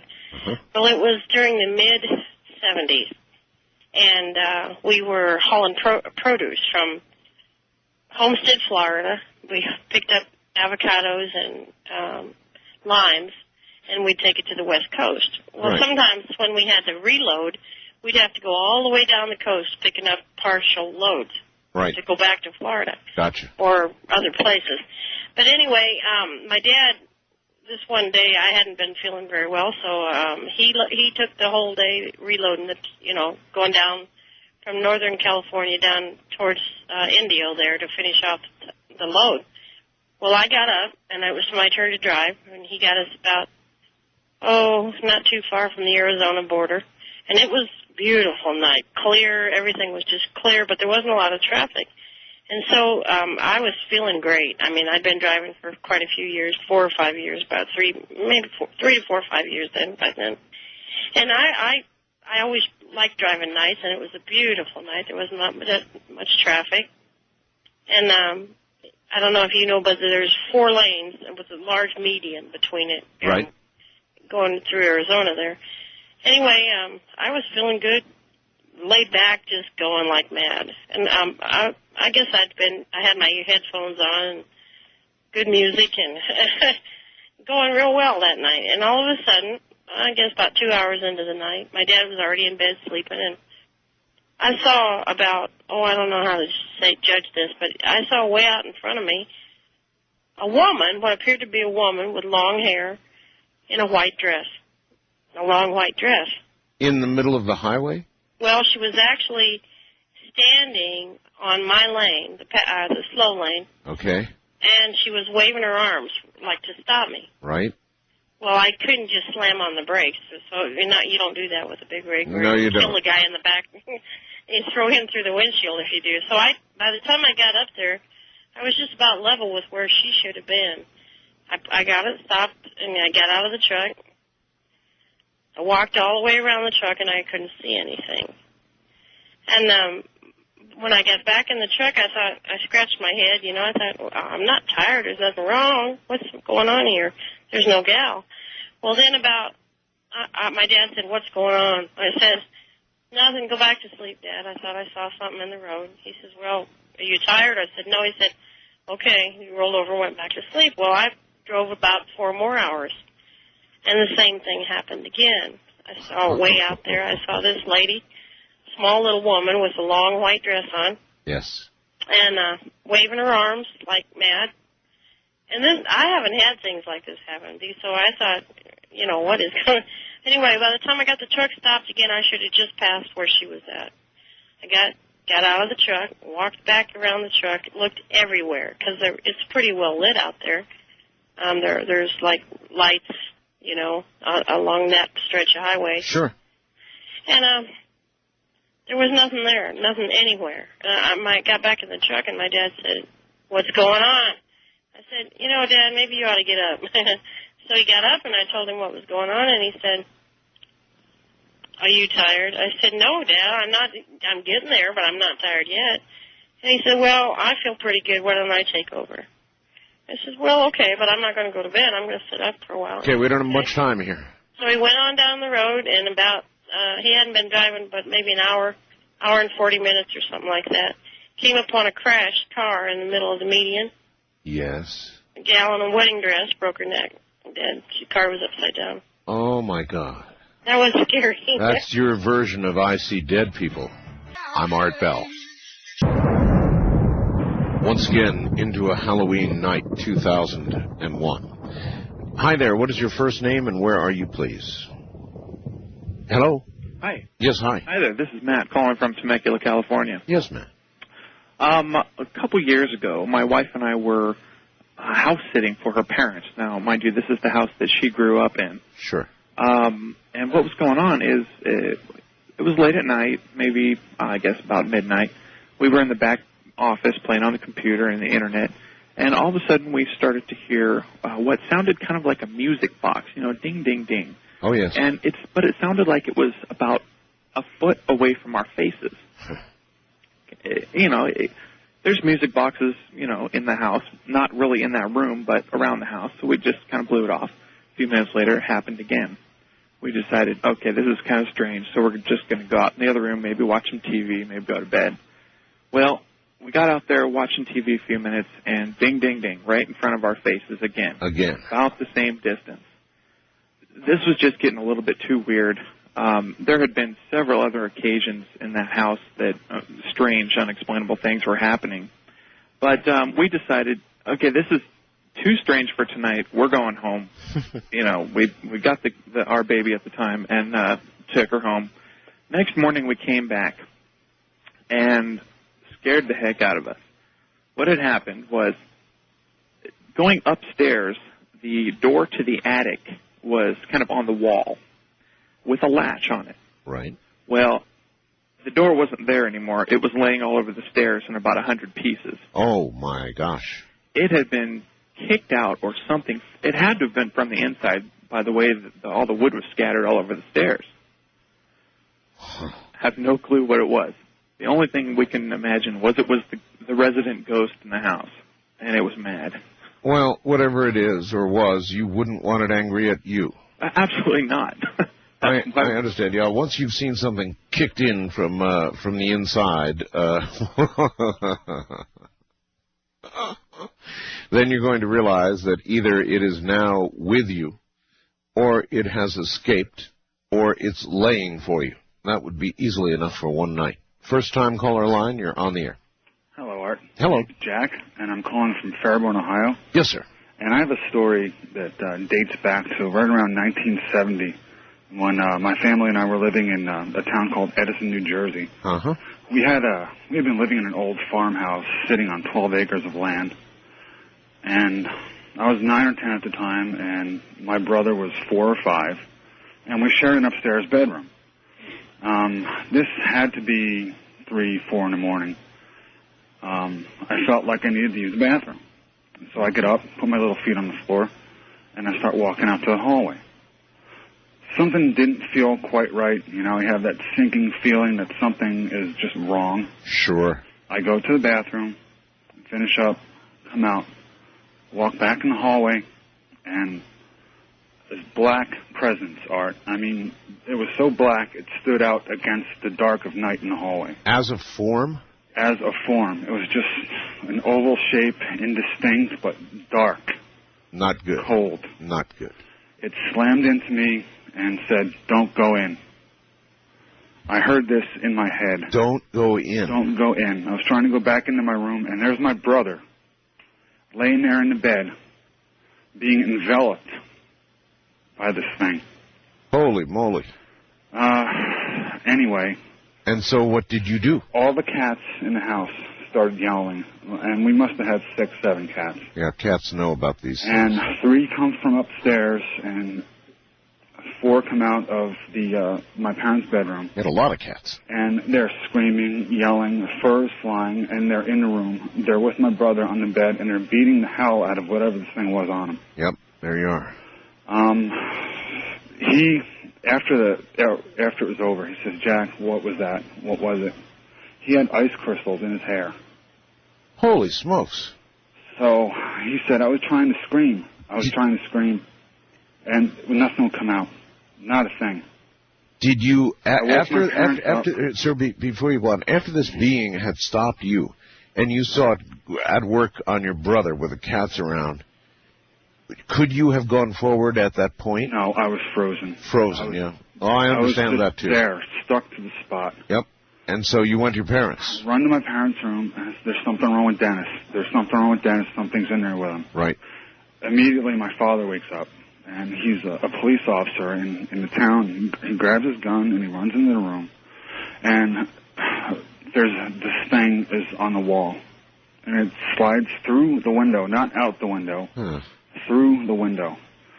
My dad grabs my brother, and he says to my mom, he's ice cold. He's ice cold, and I don't feel anything. Takes him to the hospital. The next morning, he gets back, and he tells me that your brother was treated for hypothermia. They're going to keep him overnight. Holy smokes. So I am never without cats. My brother's never without cats. I swear by him. I mean, and I don't know what it was, shadow people or whatever it was, but that lingers in my mind, Art. I'll bet that'll be there forever imprinted on your brain. Well, I'll tell you that. I appreciate the call, sir. Thank you. Thanks, Art. Yikes. Icicles in his hair, treated for hypothermia. I don't know. What do you think happened to him? What do you think that was? What do you think could cause those kinds of physical manifestations? Probably nothing good. Wildcard line, you're on the air. Hello. Boy, Art, that story gave me hypothermia. Yeah. This is Austin in Flagstaff. Yes, sir. This particular event I'm going to tell you about happened in 1962. It was right after I graduated high school. It was the summer after graduating. I just bought my first car, which was a 1959 Renault Dauphine. I don't know if you remember those. We all remember our first cars. Oh, yeah. Well, it was about the size of a VW Beetle, except it wasn't quite as stable. But being this wild-haired 17-year-old, I drove this thing around town like it was a Porsche. Oh, yeah, it's a car, you know. Yeah, well, it was a lot of fun. One night, a buddy of mine and I were cruising around out in La Habra, California, near where we lived, and he said, why don't we go out to Sleepy Hollow? And I said, what the hell is Sleepy Hollow? He says, well, it's a place out in Brea. So the next thing you know, this is right around midnight. We're driving down Brea Canyon Boulevard. This is in the boonies in those days. It's probably all houses by now. Sure. But we're going down the road a couple of miles. He says, hey, that dirt road up ahead, turn off to the right. So I stop and I turn off onto this dirt road and we start going up into the hills. And there's just a few cabins there, and the road is so narrow that if another car had been coming down, we would have no way to pass because it's very, very narrow and very rocky, and it's just a dirt road. And you can see everything that's there. It's just a few houses scattered here and there, and there's only one road in, and that's the only road out. And finally we get up to the top of the hill, and the road suddenly makes a jog to the left, and we empty into this open rectangular area that's about 80 feet square. And right there in front of my headlights is parked a 1939 Cadillac hearse. Well, I can't even imagine how that Cadillac hearse would have even gotten into such a small passageway. Right. But the hearse wasn't even what I was thinking about at that moment, because right there, dead centered in front of my headlights, is the Phantom of the Opera. That's the only way I can describe it. If you remember what the Phantom of the Opera looked like in the old movies. Oh, sure. The sunken eyes, yes. The hollow cheeks, the white, pale complexion, and these huge black pits for eyes are staring right into my headlights with what I can only describe as unflinching menace. Well, it took me about 3/4 of a second to turn that Renault Dauphine around in its tracks, yes. And I raced back down that dirt road until I got back to the pavement. We jumped out of the car. I popped the front hood. I grabbed my tire iron, and by this time we're starting to recover a little bit from the initial shock. And I said, "Let's go back and take another look." Oh no, that's where. All right. And I'm thinking, this has got to be a prank. This is somebody playing a gag. You know, this can't be real. Okay, I'm coming back to reality here.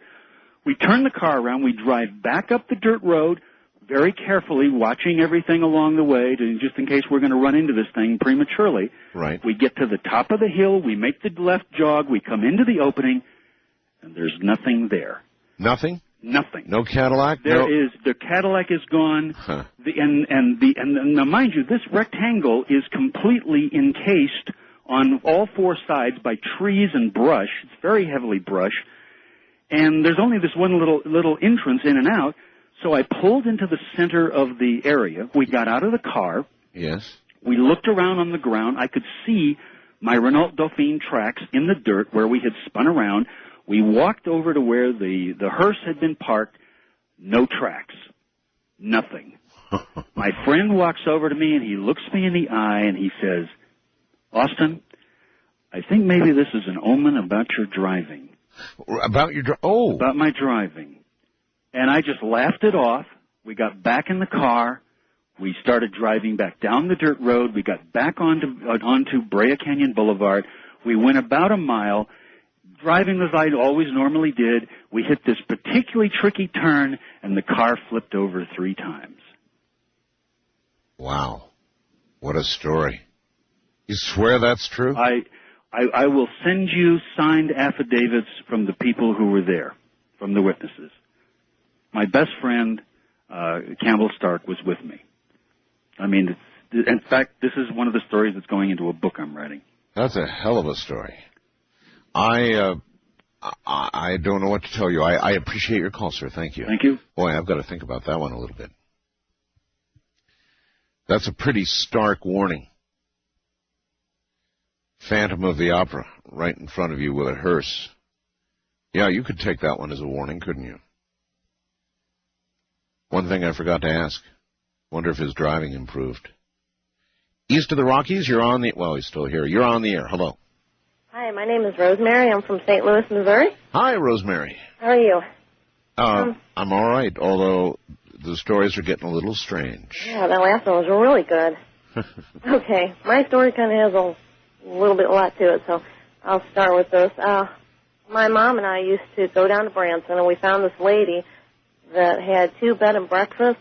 Right. And she had one in town on the Strip, and then she had one out of town in Walnut Shade on the outskirts of Branson. And we stayed in that one a lot because it was nobody else would stay out there, and it was private.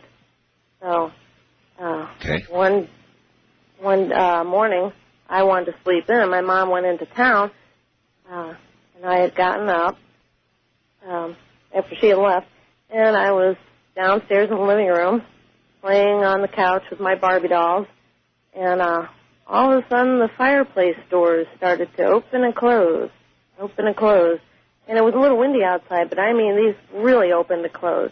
You mean, what kind of fireplace doors? The type that, the folding kind. The folding kind, opened and closed? Uh-huh. And this was I could imagine one or the other depending on a draft, but not opening and closing. And that's what it did. And this was a really old, cool house.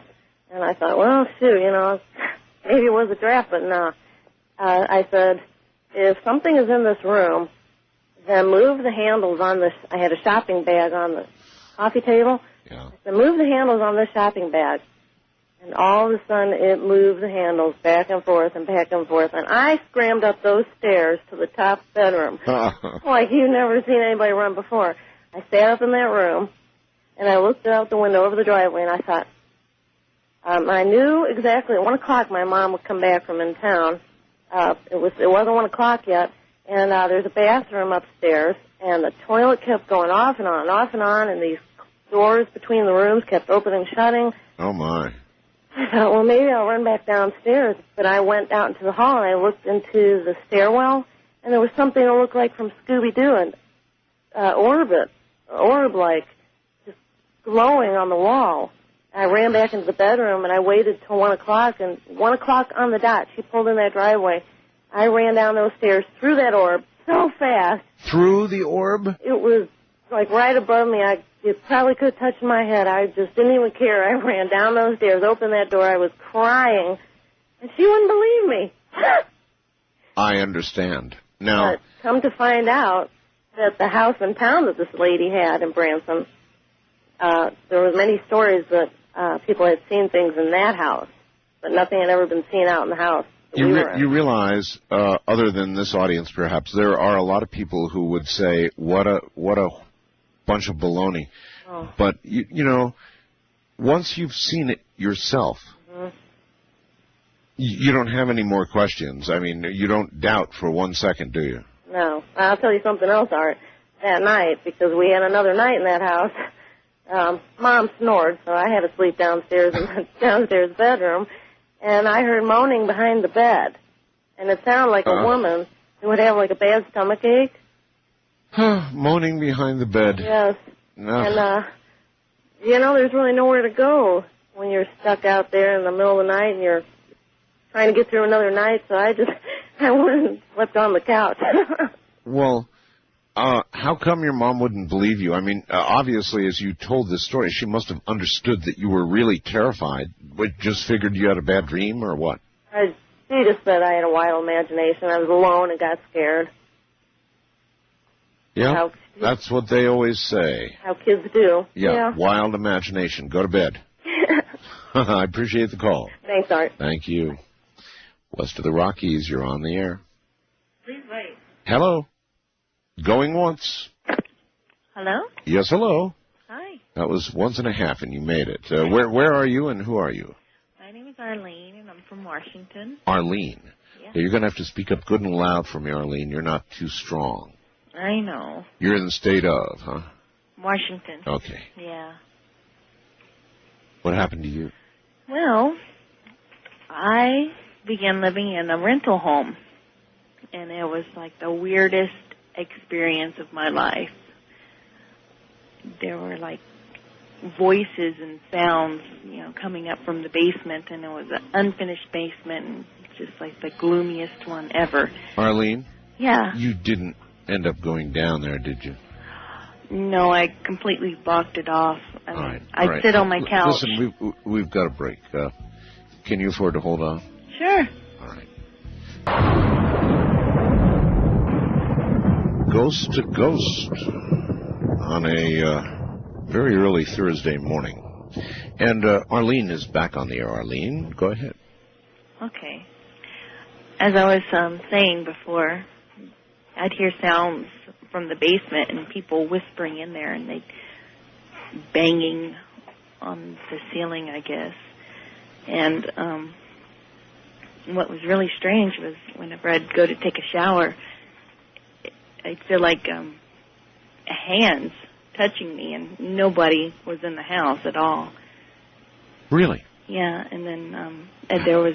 How old were you at the time? I was 22. Somewhat fetching, I presume.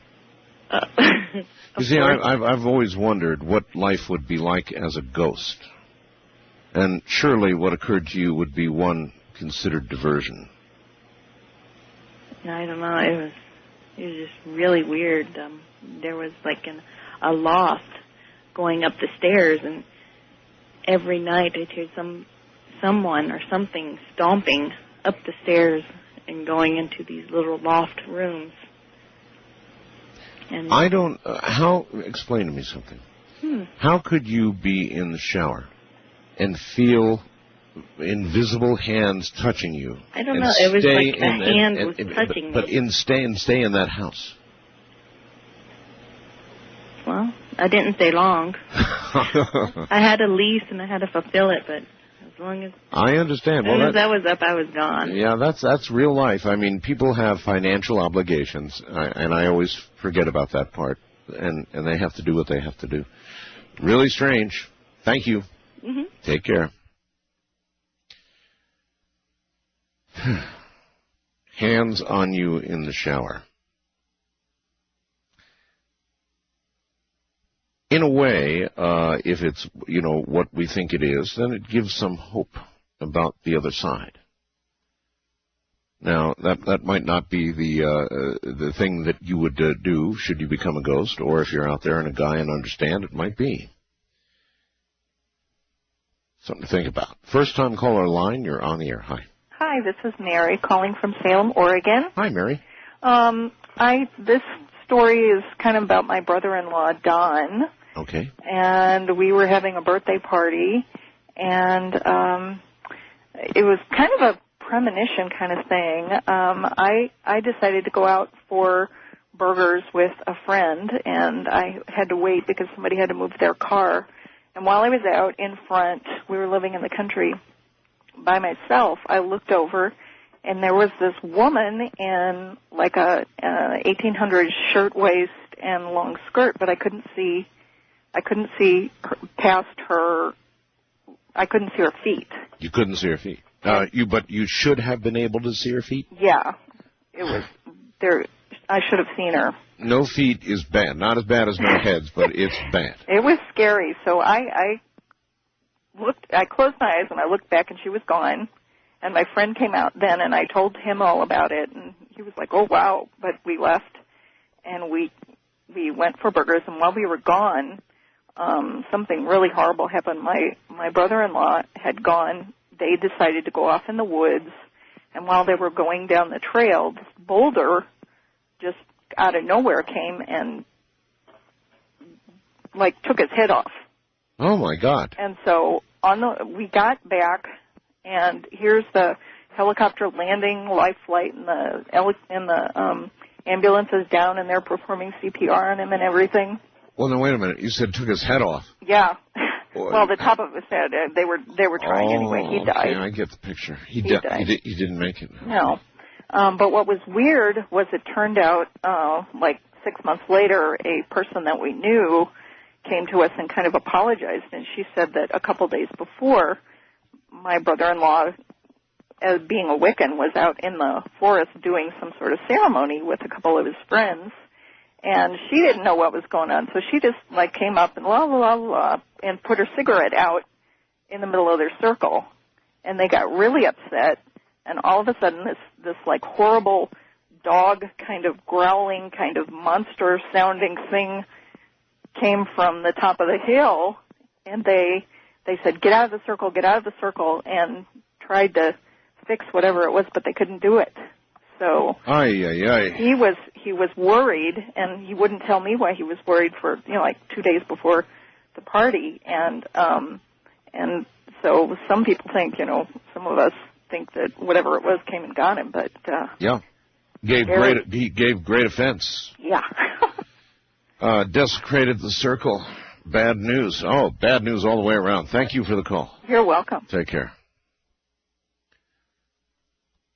Yeah, well, if you are going to open doors, you should be prepared to see what's on the other side. Wildcard line, you're on the air. Hello, Art. Hello, sir. Yeah, this is Roger. I'm calling from Kailua, Hawaii. Welcome. Listen to you quite often on KHVH. Yes, sir. And I wanted to tell you something happened to me where I got my left leg broken. I decided to go fishing one day on my day off. It was at the place we call the Marine Corps Air Station Kaneohe. Right. It's on the east coast of Oahu, Hawaii. And I was authorized to go in some areas where some people aren't. So what they have a large volcano, extinct volcano on the base. In the center of it is the Marine Corps rifle range. Well, I was on the left-hand side, or the western side of the range, on the ocean side. And I had walked about 1.5 miles from any living quarters. There wasn't anybody around me at all that could see me. Right. And there was a 35-year-old man and his 8-year-old son followed me. They carried their lunch bag. I had my fishing pole, bucket, stuff like that. And they were about 150 feet behind me and about 15 feet up on a ridge. And they were just watching me and enjoying the scenery. And I got to this one area. I just decided to stop. I believe they used to bury the Hawaiian kings and stuff around there. That's right. Anyway, I'm used to going out there, and I was really enjoying the scenery. I almost forgot about going fishing. And I was on this large, flat, black area it's what do you call lava rock? Right. It was flat, maybe 30 feet deep. I mean, the width of it, and 150 feet long. And there was no green, wet moss or anything. It was just as dry as could be. You could do jumping jacks or anything and never slip. So I'm standing out there, really enjoying the scenery, and all of a sudden, ka-whack, my left leg goes flying up in the air. I'm standing up now and just thinking about it because it went above my eyesight, Right. And I had this instant shock and pain, But my arms, I spread my right arm out to the right, my left arm out to the left to hold my balance, and I gently fell down to the ground, using my right leg for balance. Meanwhile, my left leg is above my head, and boom, I hit the ground. So this man, the 35-year-old man, he comes running down the hill with his son over there and everything. He says, "Are you okay? Are you okay?" And it took him about maybe 2 minutes to get to me. And I says, "Yeah, I'm fine." I says, "I don't know what happened." He says, "Well, that was really a neat kung fu kick." He says, "You do that often?" I says, "No." He says, "Are you okay?" Because I'd landed on my butt. And he says, "Wow, look at your leg. The back of your calf has a big footprint on it." Wow. And it was black. So anyway, and then my ankle started swelling up, and there wasn't any, we took a piece of driftwood or something, and he tied it up on my leg, and we had to walk 1.5 miles back to my car. Well, it gets better because he took me to the Marine Corps hospital there at the base, and I spent about 2 hours in there. They put a full cast on my left leg, but I had to explain to the doctor what happened, and it was a Navy ensign and 2 corpsmen. So they write it in the logbook, and then they type it up in their computer system, and they give me a printout.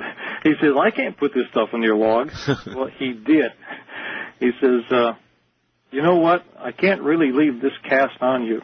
It's an experimental cast." And he starts giving me this story. He says, "I have to send you over to Tripler Army Hospital, which is about 16 miles away." I know where it is. And then it gets, that was at 2:30 when my leg got broken.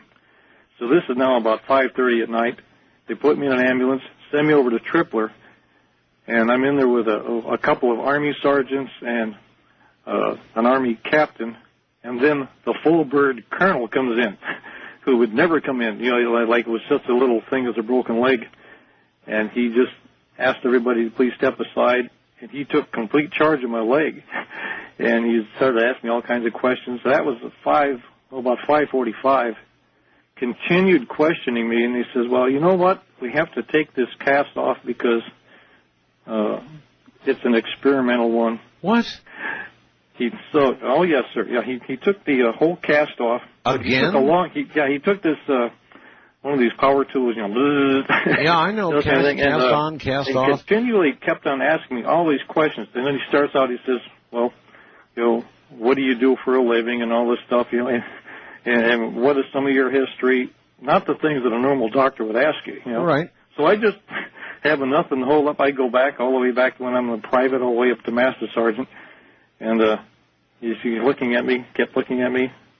It got to be around 9 o'clock at night, so that's 4 hours of intensive, and every word. By now your leg is ready to fall off. Oh yeah.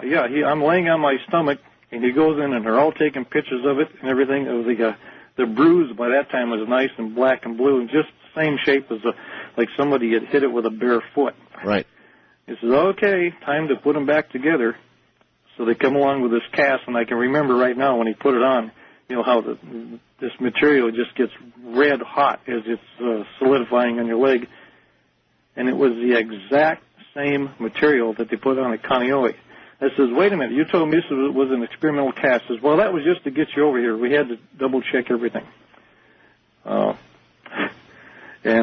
I don't know what it was that hit my leg, what it was that kicked me, or anything else.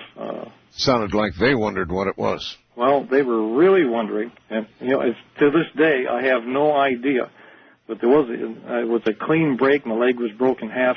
My knee broken in half. You don't. I appreciate the call. You don't hear about that very often. A severe physical manifestation from an encounter. You don't hear about that very often. A clean broken leg by an unseen foot. East of the Rockies, you're on the air. Hi. Hi, Art. Hello. Happy Hallows Eve. And to you as well. I am Brian. Yes, Brian. I'm calling from Jacksonville, Florida. I'm originally from St. Louis, Missouri. Okay. And I'd like to say hi to Ramona. Happy Halloween. First-time caller, long-time listener, or I say first-time caller, first time I've gotten through. Tried many a times. And I feel blessed that I got through tonight. Yes, sir. I have 2 real quick ghost stories, and I'll tie them together at the end real quick. When I was a young child, we had an abandoned house was in my neighborhood. And as young kids do, we used to go and explore. There was a shed, 2-story garage attached to the house. And me and a young girlfriend at about the age of 11 rode our bikes about a mile down the road to get to the house. And we went up into the garage and was searching around. It was pretty much empty. There was a closet upstairs. And on the floor in the shed upstairs was some old newspapers. She picks up a newspaper and starts reading an article about how this man had taken a pitchfork and killed his entire family. As she's reading through this article, the door in this little closet upstairs falls open, being pushed open by a pitchfork. We lost it. We were out of there. Yeah. I mean, like, you never seen bicycles move so fast. Pitchforks, we've all seen the movies. We know where they end up. Right. They end up in your chest. But I mean, giving you enough time to look down and see that you have been stabbed by a pitchfork and you are now dying. Right. Yeah. Oh, my God. I mean, it was amazing because, I mean, this entire place was basically cleaned out other than these newspapers on the floor. And, I mean, what are the odds of a pitchfork being in the closet when you're reading this story? Slim and none. Slim to none, exactly. The other story is my grandfather passed away. I grew up in a restaurant, opened in 1945, a family restaurant, lots of beans and chicken. About 2 months after he passed away, I mean, my father were running the restaurant. I was in the restaurant working. I'm standing up at a butcher block table, carving some beef, cutting a knuckle out of a side of beef, and out of the corner of my eye, I see my grandfather on his tippy toes, as he loved to be at the restaurant, peeking in a pot that was on the stove cooking boiling potatoes. Yes. I looked, I seen him, I looked away. At that time it hit me like, whoa, no. I looked back and he's gone, of course. But the way I tie these two stories together is that just seeing what I have seen there's been many other incidents where I've seen ghosts and different things happen. Tying it all together has given me a great peace in knowing that there is some sort of afterlife. There is some sort of spiritual life. That does seem to be the net effect of having seen these things. It kind of ties things together for you. Thank you. Thank you. Buzz for the Rockies, you're on the air. We don't have a lot of time. Hi. Hi, good morning, Art. Good morning. Jeremy from Vancouver. Vancouver, yes, hi. Hi. This happened to a friend of mine in 1987 in Victoria. All right. BC. She had moved into one of those beautiful old Victorian mansions there. And you know how the houses are divided up into suites? I do. Has their own suite. Sure. She had this wonderful clawfoot bathtub, which I had visited her. It was lovely. So she phoned me a few months later and said that she takes a nice bubble bath every couple nights or so. That she heard the girl next door. I guess the bathtubs are right up against each other in these kind of things. Right. And they do that. They do that for the convenience of plumbing. Yeah, and you know the walls are thin. Sure. She heard her crying in there, sobbing about something. You know, maybe she thought she had broken up with her boyfriend or something. Never really thought anything of it. Right. Well, she has a bath every couple days or so, and every time, you know, she'd have a bath, she'd hear her crying in there. And this went on for about 3-4 nights. When she started to take her baths, it'd get really cold in the room. Yes. And this was like 4 days went on, and a really bad smell started to come from the other side. And the smell got worse and worse. So she called the caretaker, and the police got into the suite. Unfortunately, the girl had killed herself. She had slit her wrists and neck in the bathtub. Right. But this really spooky thing about it was she had done it 2 weeks previously. Oh, my God. Oh, my. And this is a true story. I don't know if anyone in Victoria is listening tonight. East of the Rockies, call toll-free 1-800-825-5033. Friend Heather didn't last too long in that apartment. She moved shortly after that. But true story. I removed the expletive, but I understand its use. Mm-hmm. Yeah, I mean, holy mackerel. Yeah. Thank you. Disturbing. Thank you very much for the call. And that expletive probably should have remained in because it was contextual. Oh, man. to hear the moaning, perhaps a plea for the body to be discovered, and to hear that after the person had been dead for that long. I don't know. Well, you have now experienced Ghost to Ghost AM. Maybe you're an inch or two farther along the way. You know, and understanding that there really is something on the other side, because there is. If you have not personally experienced it, then if you only believe a small portion of what you've heard tonight, that should be enough. Anyway, that's how we do it. I'm Art Bell.